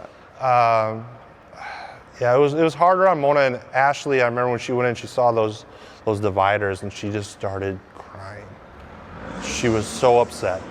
She, you know, that kids had to go through that they had to, like we thought it was absurd from the get-go, right? Because it was. But the administration knew these are, whether they believed it was needed, worked, whatever, they were doing everything possible to keep the building and school open so that we weren't distance learning. Sure. So that, you know, so I give them a lot of credit. So I MC the gala, Yeah. and I've done it for years. Ashley helps me with it. And we have a pastor that just got moved to another church. And some people liked him, some people didn't or whatever, but it was his last time being there.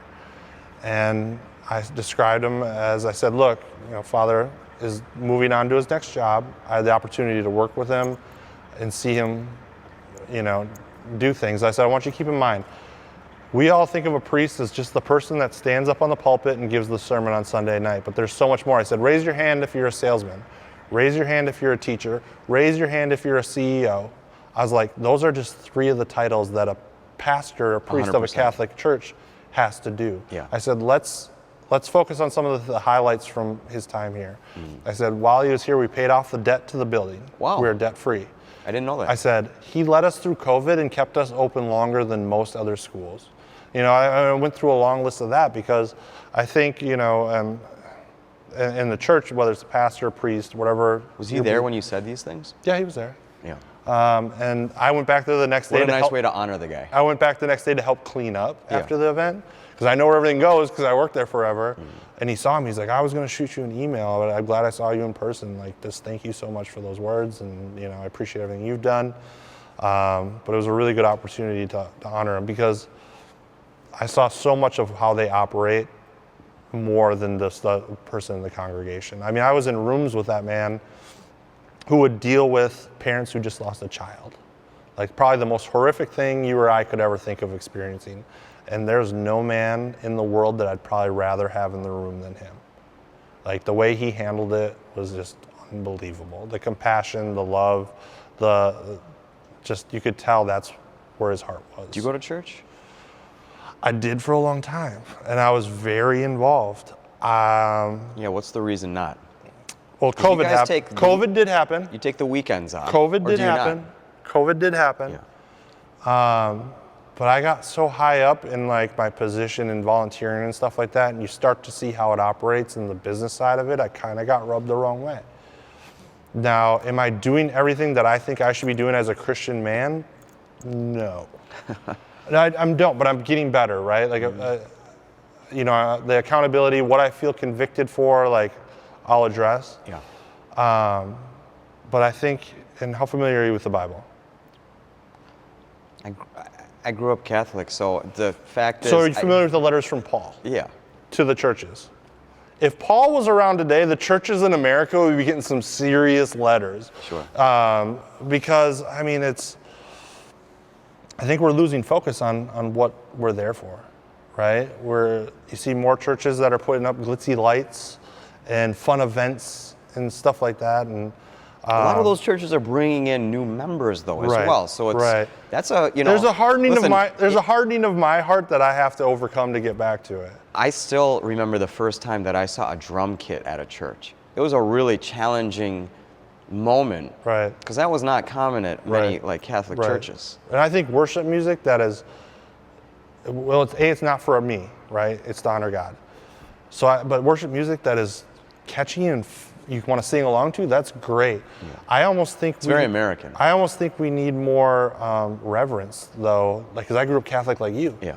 Right. Like if we find like a happy medium, if I can find a church that kind of has that, you know, we could maybe start going again. I don't know. I know Mona, my daughter, really wants to go back. The church we were going to doesn't have a lot for the men. for the men. Listen, if your daughter wants to go to church, you've already become quite a good fathering figure in her life, because let me tell you, that was not a place I wanted to be when I was growing The up. church we went to had a lot of stuff for the wives, moms, and the kids. They didn't seem to want to build the men up. Sure. And if having this conversation with them, beginning to know me, you know I want to build people up. You're a builder of people. Right? Yeah. But it's like their business plan was, if we can get the wives and daughters hooked, the men will just stay. Sure. We don't have to focus on them to get them to stay. Because ultimately, it's more than likely the wife's decision, right? So if I could find a church in the area that, I mean, I would love to pour into people and love to be poured into by someone who's been through more than me. Yeah, I've been through a lot, but I'm a speck on some people's radar, Sure. right? I mean, we could really extend this real talk. We might get real serious here, though. So we were going to church. I did a mission trip. I always said, I'm not going on a mission trip. I had trouble sleeping. If I changed, time zones, I wouldn't be able to, that was my biggest anxiety, was sleeping. And I went to this event. I don't remember what it's called, but they told you, take some quiet time and God's going to reveal some names to you. And I wrote down these names. I was like, God, what am I? What's my identity? And he's like, protector, giver. And then he was like, missions. And I was like, no. So I moved to another chair. I was like, those names are for this chair. I was sitting in this chair earlier. So I went over there and I was like, God, what are my names? Names are protector, giver, missions. And I was like, all right, I'm going to the prayer team. So I walk up to the prayer team. The person's like, I saw you coming. All I could see was someone who wants to give and protect. And I was like, holy shit. All right, well, God said missions and I don't want to accept it. And anyways, I prayed over it. My campus pastor, who's been trying to get me to go on a mission trip for years, he goes, hey, what did you think? I was like, I got the name missions. He's like, you got what? I was like, God told me missions. And he's like, let's set up a meeting. We need to talk about this. So I went home and I called Ashley. I was at a gas pump. I was like, hey, God put missions on my heart for some reason. I said, but the only way I'm going is if they're going to Cuba. I had to Cuba? Cuba. It's in the same time zone. Sure. I didn't have to go far. It's always a cool country I wanted to see. I was like, but they don't go there every year, so I'm sure there's a small chance. So I got home, hopped on the laptop, went to the church website, scrolled. There was a Cuba sign up that Sunday. Wow. So I signed up for it. Is this coming up, or have you already? I already did it. Oh, really? So I went to Cuba. Didn't go to Havana. I wish I would have gone to Havana. No, we went to the other end of the island. And we got there and it was just rugged and dirty. And you get there and you feel sorry for these people. You're like, they have nothing. They're broken down. But then you spend time with them. Yeah. And you realize they have everything we don't. They have the resilience. They have reliance on each other. They are community, what they do, how they just survive. I started to feel bad for us, right? So I came back and my friend had on his heart to start this nonprofit called Lift Up. And he came to me and Ashley. This a local guy? Yep. He came to me and Ashley and he's like, hey, what do you think of this idea? And we're like, this is awesome. And again, I was like, hey, whatever I can do to help. So me, Shane, and Tyler started building this thing called Lift Up. And basically it's an online platform where you can donate to tangible needs around the world. It's always something you can touch, see, feel. But as a donor, you get to pick where your money goes. So if you have a heart for medical supplies, or if you have a heart for education, and there's an education or a heart for water, you say, okay, I want to donate $100. I'm going to donate to that specific project. So you know where your money's going. Sure. The operations are then funded by private companies that'll take care of the operations. We even cover the transaction fee if the donor chooses it doesn't want to. So if you gave $100, none of it goes to the transaction fee. $100 goes to the project that you chose. Sure. So we started building that. Let me rewind. I forgot a very, very important part. Week I got back from Cuba, I got sick. real sick. Like, I couldn't leave the bathroom. I didn't know what was going on. Like the Montezuma's Revenge or whatever it is, but Cuban style? I went back, I got tested, I had a parasite. You had a parasite. I had a parasite, but by the time it was, as far as it was in, they're like, either you can just let it go or you can pay $600 for this anti-parasitic drug. I was like, I'll just let it pass. So I let it pass, got better, started working with Lift Up. A couple months later, all of a sudden I was overcome with anxiety, but it felt like physical to me. And Ashley, I was like, Ashley, I'm gonna have to go talk to someone about this, like a therapist or something. Like, I don't know what's going on. I went from the best version of Mitch to all of a sudden, like, I've never dealt with this. I don't know. So I started seeing a therapist. Wasn't helping. Just kind of getting worse. And that, like, I always told him, I was like, this doesn't feel mental. Like, it feels more physical to me. And they're like, nope, it's in your head. You have to do this, this, and this. And like, it was really scary, right? Like, I mean, your gut was just not feeling. It was like almost a stress in my chest is what I felt it like, right? Could have been a bacterial infection in your. Hold on, we'll get into this. All right. So, and then I was sleeping worse. Like, I was up all night. Like, I never dealt with like this sort of severe of panic and anxiety. I started going to every doctor because I was convinced it wasn't mental. I did every test you could do. Everything would come back normal. They're like, it's in your head, it's in your head. So I even did, like, there's like a therapy where they put a cap on you and retrain your brain. I forget the name of it. Like, I did 100 sessions of that. Wow. Still didn't phase it. So that, I mean, I was doing borderline witchcraft to try to figure out, I wasn't doing witchcraft, borderline. There was, I forget even the name of the type of therapy, but I went to this woman and she did some stuff to, like, muscle stuff, testing, stuff like that. And mind you, I had done that before, and people were like, oh, you're just low on vitamin D and blah, blah, blah. Here, take $200 worth of the supplements and you'll be fine. And that didn't work. Finally, she goes, I think you have Lyme's disease. Oh.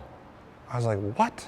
I was like, my dad had Lyme's disease. Like a deer tick. It was nothing like this. She goes, go see this doctor, Dr. Irestone, Health Resources in Burnsville. She's like, I went through the same thing. So I went to this Dr. Irestone and he did some even stuff like, I didn't believe it was gonna work. Like muscle testing and scanning and all this shit. He's like, yeah, your immune system's tanked. He's like, tell me what led up to this. I was like, well, I was in Cuba, I got really sick and blah, blah, blah. And I said, before I had trouble sleeping, but now I really can't sleep. And all of a sudden I have this anxiety. He's like, dude, I think that was just the straw that broke the camel's back. He's like, all your tests come back negative and stuff? I was like, 100%. I said, the only thing that came back negative or off was micronutrients, where they also test your immune system, and it showed my immune system was tanked, and I was lacking in a lot of. How do they even discern that? Is it like a low white blood count? So I did like a stool test where you box and mail it to someone, super awkward, and they somehow, because they were testing for parasites again, and that one showed that my immune system was kind of tanked. And then they did a blood test to test all my micronutrients. I don't think it was blood or. And like, they're like, we've never seen someone this deficient in a lot of different things. Your body just wasn't absorbing anything? Dr. Irestone's explanation was, yeah, your immune system's tanked and not even recognizing all this stuff you have in your body. Wow. So he's like, and he's this right. This is the kind of that kills people. He's right. He's like, we're all exposed to all this stuff, right? We've all been exposed to all different types of infections, but our immune system keeps them at bay. Right? Your immune system's not keeping them at bay. It's not even recognizing they're kind of running wild. He put me on like this immune therapy. He's like, this isn't going to be easy. And I did not believe it was going to work because I've tried so many different types of things. So like these vials you take where they get more and more potent and then they get less and less. So your immune system learns Not shots, these are things that you ingest? Yep, you take it in as a little vial and you drink it. Okay. And some of them would make you feel worse. Holistic or no? Yeah, I'd consider it holistic. I mean, it's immune therapy. Yeah. So I take these vials and like my anxiety would get worse, my sleep would get worse, but he's like, that's just your healing. I was like, this isn't gonna work, this isn't gonna work. I've been treating him for like a year and he told me it was gonna be a long time. And I was like, he's like, how much better do you feel? I was like, I don't know, like 20%? And he's like, well, you're pretty beat up. And I was like, look, I'm ready to quit this. What's your success rate? And he goes, 95%. I go, what happens to the other 5%? He looks me in the eye, he goes, they f***ing quit. I was like, I'm not quitting then. You know, I mean, so, I mean, there's a part in that anxiety where I actually put myself in the hospital. I remember I had a tooth that really hurt, and Ashley's like, just get it fixed. I was like, what's the point? I don't know if I want to go on any longer. Like, that's how bad it was and how dark it was. And so I continued with him, and progressively. Out of a frame of reference, how long ago was this? I went to Cuba in 2018, I think. Okay. 2018.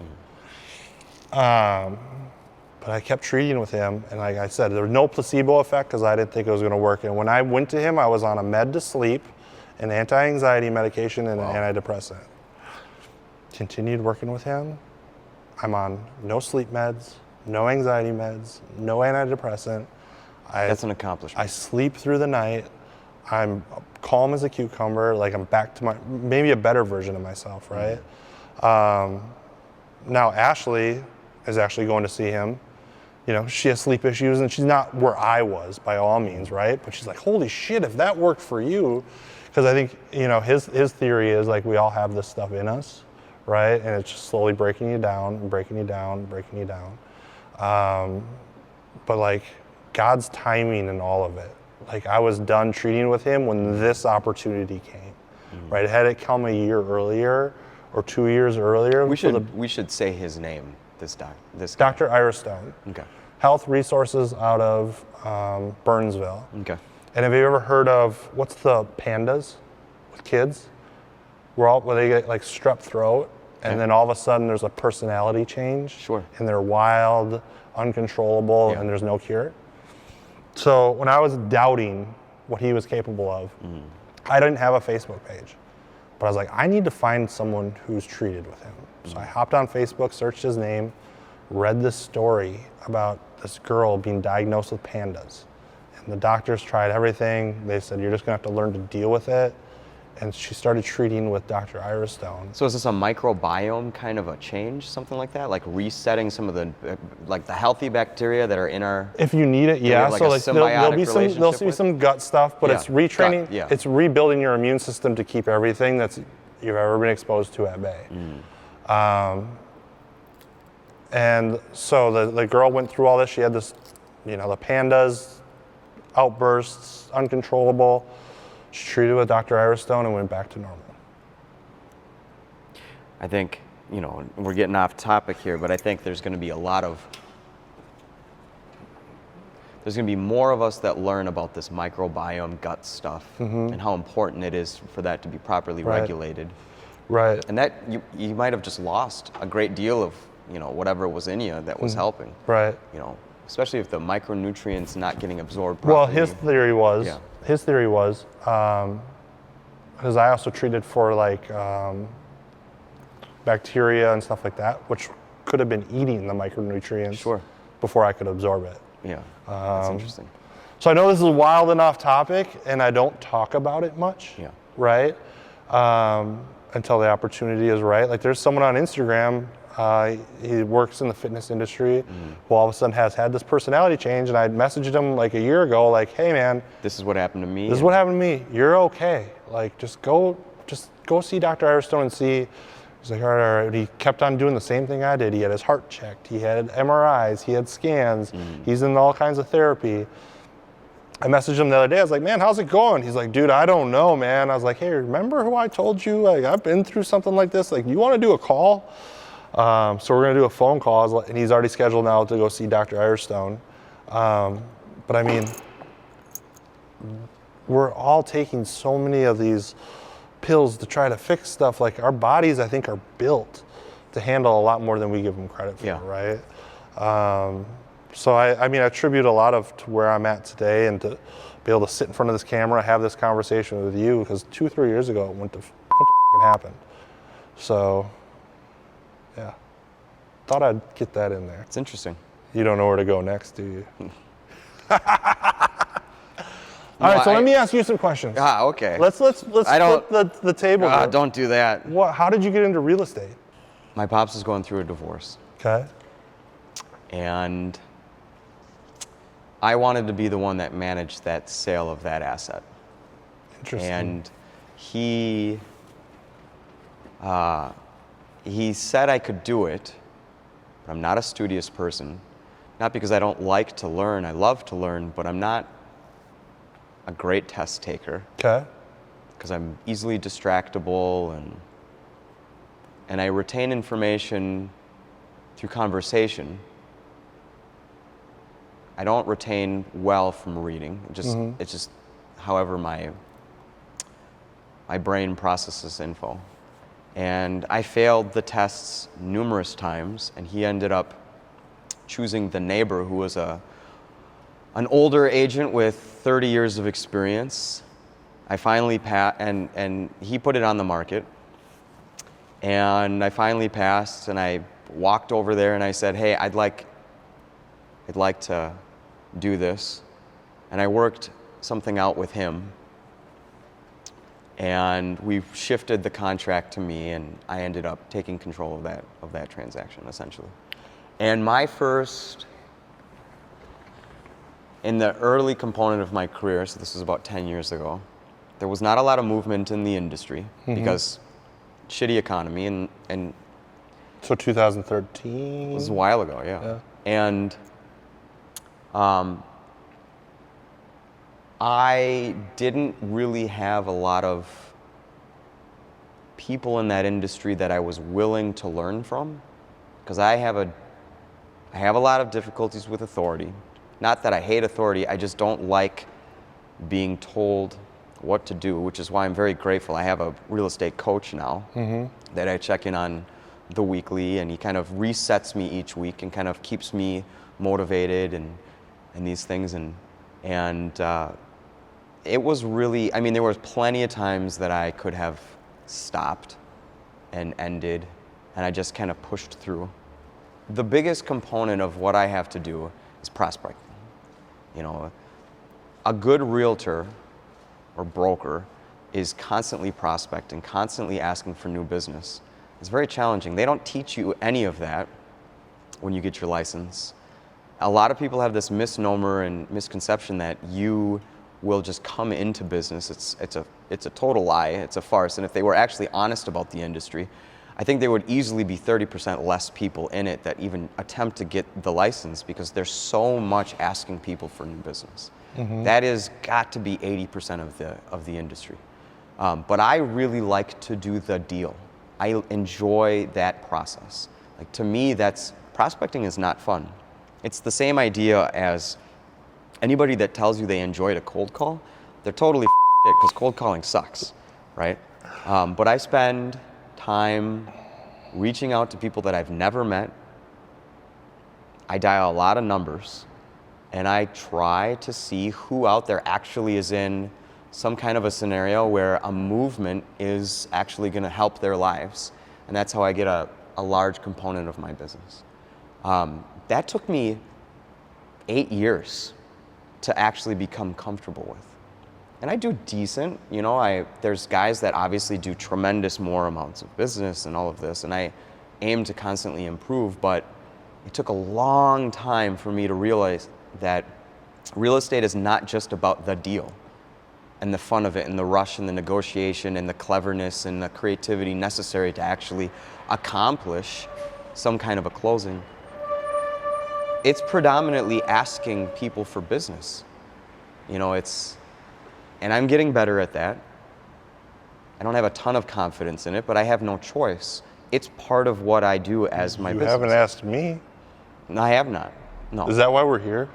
Because this is a lot of work for a realtor, and to get all this stuff over here. So I'm just to ask me if I want to sell my house. Here's the reality. I'm an introvert, even if I pretend like I'm not. Yeah, me too. Being in crowds is really hard for me. I don't like people. It's one of the reasons why I love dance music, like techno specifically, or EDM. So people don't talk. Because I enjoy the feeling in listening to that music by myself. Even if I'm around people, I don't have to engage conversationally with people. But I love one-on-one, I love small group conversations. Because we might be doing this, but I can go into some really crazy topics, a lot of which is like European heritage, I love that conversation and how I kind of think we're losing a lot of it. You know, this tons of, you know, millennia of who we are, how we got here, and all those things. Those are my favorite topics. Okay. And I love those topics one-on-one with people. Right. So my doing this is actually, you know, you said this a couple times. You were told to get out of your comfort zone. Right. This is me getting out of my comfort zone. Sure. Right? Do you mentor anybody? No. Well, Why? Would you be uncomfortable? I don't know. I mean, so Steffen, I have sometimes taught him stuff. Right. But that also can happen, like you talked about, like surrounding yourself with other families, right? Like, not only can you mentor in real estate, right? You can mentor as a father and a husband. I can work on being a better father. I could really work on being a better spouse. Okay, that's something that like that should never stop though. Well, right? Yeah. That should never stop, right? Like if you look at my phone, like if Ashley calls me right now, you want to know what it says? It says my queen. It doesn't say her name, doesn't say whatever. It says my queen because that's how I should be treating her every moment, right? Like she was a gift to me. Sure. Right? And like, you know, I talked about like instilling that in cash. Like what's our job, right? But you can't tell me you're a bad husband and a bad father. Like, I don't believe that if you tried telling me that because I've seen you with your wife and your daughter, right? And like a lot of the things like that I teach and when I'm mentoring people is I'm mentoring them off of my mistakes, right? And what I found like when I'm mentoring somebody is I learn more about what I need to work on, right? Whether it's in business or in marriage or whatever. But like my flaws start to come out, right? And I think it does a lot for me. Like I would encourage you, I think you're totally ready and prepared to mentor someone in the real estate business, fatherhood. Well, one of the things that I've come to realize, and I said it already, is that this idea that we are successful on our own accord is total nonsense. 100% agree. And looking back at my life, there have been a lot of people that have taught me a lot. Right. And it would not be who I am without them. Right. And one of the things that I really enjoy doing, because I love the deal, right, is I love teaching people how to create their own. Right. And I love investing in real estate. Right. Like it really is fun for me. Right.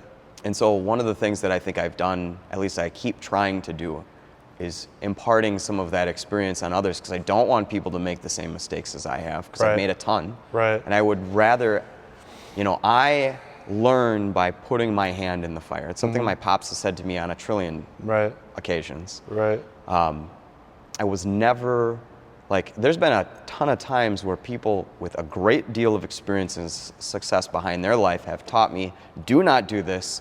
And I'm like, okay, well, I have to do it anyways. I gotta learn for myself. So it's like, you know, I try to teach others my mistakes and teach them, this is how I think you should do things and those sorts of things. So I have done that.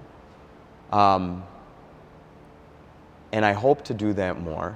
And I am very lucky that there has been some guys that have instilled a better work ethic in my soul, because I did not have the greatest work ethic. One of my friends, Roger, has pushed me to become a much harder worker and to just deal with it as it comes instead of complain and whine. I used to complain and whine a lot, and now I really try my hardest not to, because that is one of the least effective ways to accomplish anything. Right? I mean, one of the reasons I do these Real Talks is it allows me, number one, to get a phenomenal conversation with somebody that I admire. I wouldn't have done this. I wouldn't have asked you if I didn't admire you. That's number one. Yeah, but do we still feel that way now that you really got to know me? Or for sure. Or jury's now still we're friends. Out? Jury's still out? Mitch, now we're friends, right? And, you know, and I think it's, I also think that there's this extreme crisis of manhood in this country. And we hear about it a lot. If you're on Twitter and you're interested in hearing a lot of, you know, there's this whole like, there's a lot of douchebags teaching people to be, you know, dinks. I think that's wrong. And I think that more younger men that see conversations that are healthy, teaching men to become stronger, not just strong physically or just be, work through things. It seems like one of the strengths that men can create is learning to acknowledge their difficulties and saying that to another person. That's hard to do. Most of us bottle it up. And bottling things up does not actually solve anything. It just makes you ornery. Right. And then it ends up becoming a whining, complaining kind of a personality trait. Right. Because you're so these conversations I think are really great for young men to see, because it reminds them that we are human. Right. And we have to just push through. Right. Right? It's both. Right. Talk about those problems, those difficulties. Also push through. Right. I mean, I have such a strong network of men around me that I have such a high level of trust for, right? In this day and age, you don't know who you can trust, and with social media and gossip and everything like that, you don't know what's going to get out there, right? But man, I have a group of friends, and there's an older gentleman that we hung out with. He's moved to Costa Rica now. His name is Bob. And all our boats were tied up. And Bob put his arm around me, and he looked at me and my group of friends, which included the Burger Boys, which is Atrion, and Tony, Nick, Dan, Griffin. I mean, I could go on and on and on, right? Kevin. I don't want to miss anybody here. And Bob puts his arm around me, and he goes, "Isn't it nice to know that these people will never fuck you?" It's nice. He's like, "Not one of these people will ever fuck you." And so many people in this world are surrounding us that are looking for the easy buck, are looking for the easy way, you know what I mean? And not willing to do the hard work, and not willing to pay their dues. They're looking for it easy. Like, our society's made everything so just right there, right? And that integrity is not something that is right there. It is something that's way up here, and it takes a lot. It takes a lot. I want to be the same guy when I have a conversation with you when the cameras are on as the same guy that has when the cameras are off. And they were actually. Or have the same guy when you're not even around. Yeah. Right? Like, that to me is what's missing, right? We're all putting on this facade, we're all fake and trying to be something we're not, or make it look like, whether it's on social media or in social status and stuff like that. But where I'm going with this is, my question for you is, what's your identity? Like, if I ask you what your identity is, for me, husband is number one. Father, friend, protector. I'm not willing to admit missions, even though that might end up being something, but I think I'm in, even my career and where I'm at now, this is a mission field for me.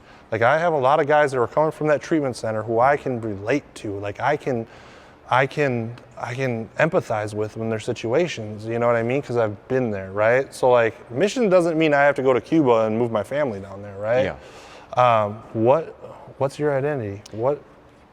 One of the things that I've learned about myself is I'm very called to serve. And I don't mean that in some cheesy way, and this is not me asking the world for business. I actually I love the deal. That's fun for me. That reminds me of my drug use. I mean, honestly, we talked about and I said I loved the insanity of it. Yes. It was the game. It was the. That's true, though. 100%. I'm not going to pretend like I don't love that. I heard someone say recently the best two things about cocaine are when you're trying to find it and then when it's gone. Not the actual doing of it. It's the chasing after it, the game of tracking it down, and then you realize you're kind of miserable when you're on it, and you just can't wait for it to be over. There's been a lot of. I'm lucky to say that I have helped a lot of families. And those were moments of being called to service. And I was never a soldier, but sometimes I am one in my industry. Right. And I have to marshal a lot of challenges through the finish line. Right. I was never athletic. Mm-hmm. I never did well with sports, even though I was on teams growing up. But it never really... so a lot of what it is that I do, I bring, I have to serve this process through its completion. I love that process too. But I do love the insanity sometimes of a deal. So I can relate to that. Right. Yeah. But this is what real talk is about, and like kind of what I talked about too. Like having these conversations is now making me and hopefully you think about where do I want to go. There's going to be a lot of introspection after this. Right. Yeah. Like I don't know about you, but like I'm gonna probably think about this weekend. Like I just referred to my wife as a queen. What are some of the things that I'm doing that aren't treating her that way? Right? Like, okay, what is my boy seeing me do? What is, what are the expectations my daughter is gonna have for a man when she's seeking one out? Like, that guy's like first baseball game I brought my daughter to, Ashley accidentally bought some tickets on a silent auction, and they were the Davis family tickets from Cambria. Bob Davis? Marty and Mitch. Well, Bob I might be their admire dad. those guys. He was on CNBC once, and I was like so enamored with what he was discussing. Yeah. That I forever was like, how lucky is Minnesota to have a guy like that Right. in charge of this much? So you can imagine where Yeah. their tickets are. So Mona's first Twins game was second row behind home plate with food. Champions Club? Yes. Like, Those are great Just imagine seats. when she goes on a Those date. are phenomenal Let's seats. imagine when she goes on a date. Let's Yeah. go to a Twins game There and was she sits up in the I've been in one nosebleed. of those twice, and I was shocked at the mountain of cheese. First of all, the seats are incredibly comfortable. Right. They're like these, Yeah. but they recline a little bit. Guess who had better tickets than me? Who did? My old weed dealer. He was first row behind Oh home my plate. gosh, that's hilarious. So, all right, man, we can end it. I Yeah. could go on forever. We can continue after or whatever. But I just want to say, like, Yeah. I love what you're doing. Thank you. I love the internal dialogue I'm having with myself about things that I need to work on. I love reminding myself where I came from, right? And how I got to this point.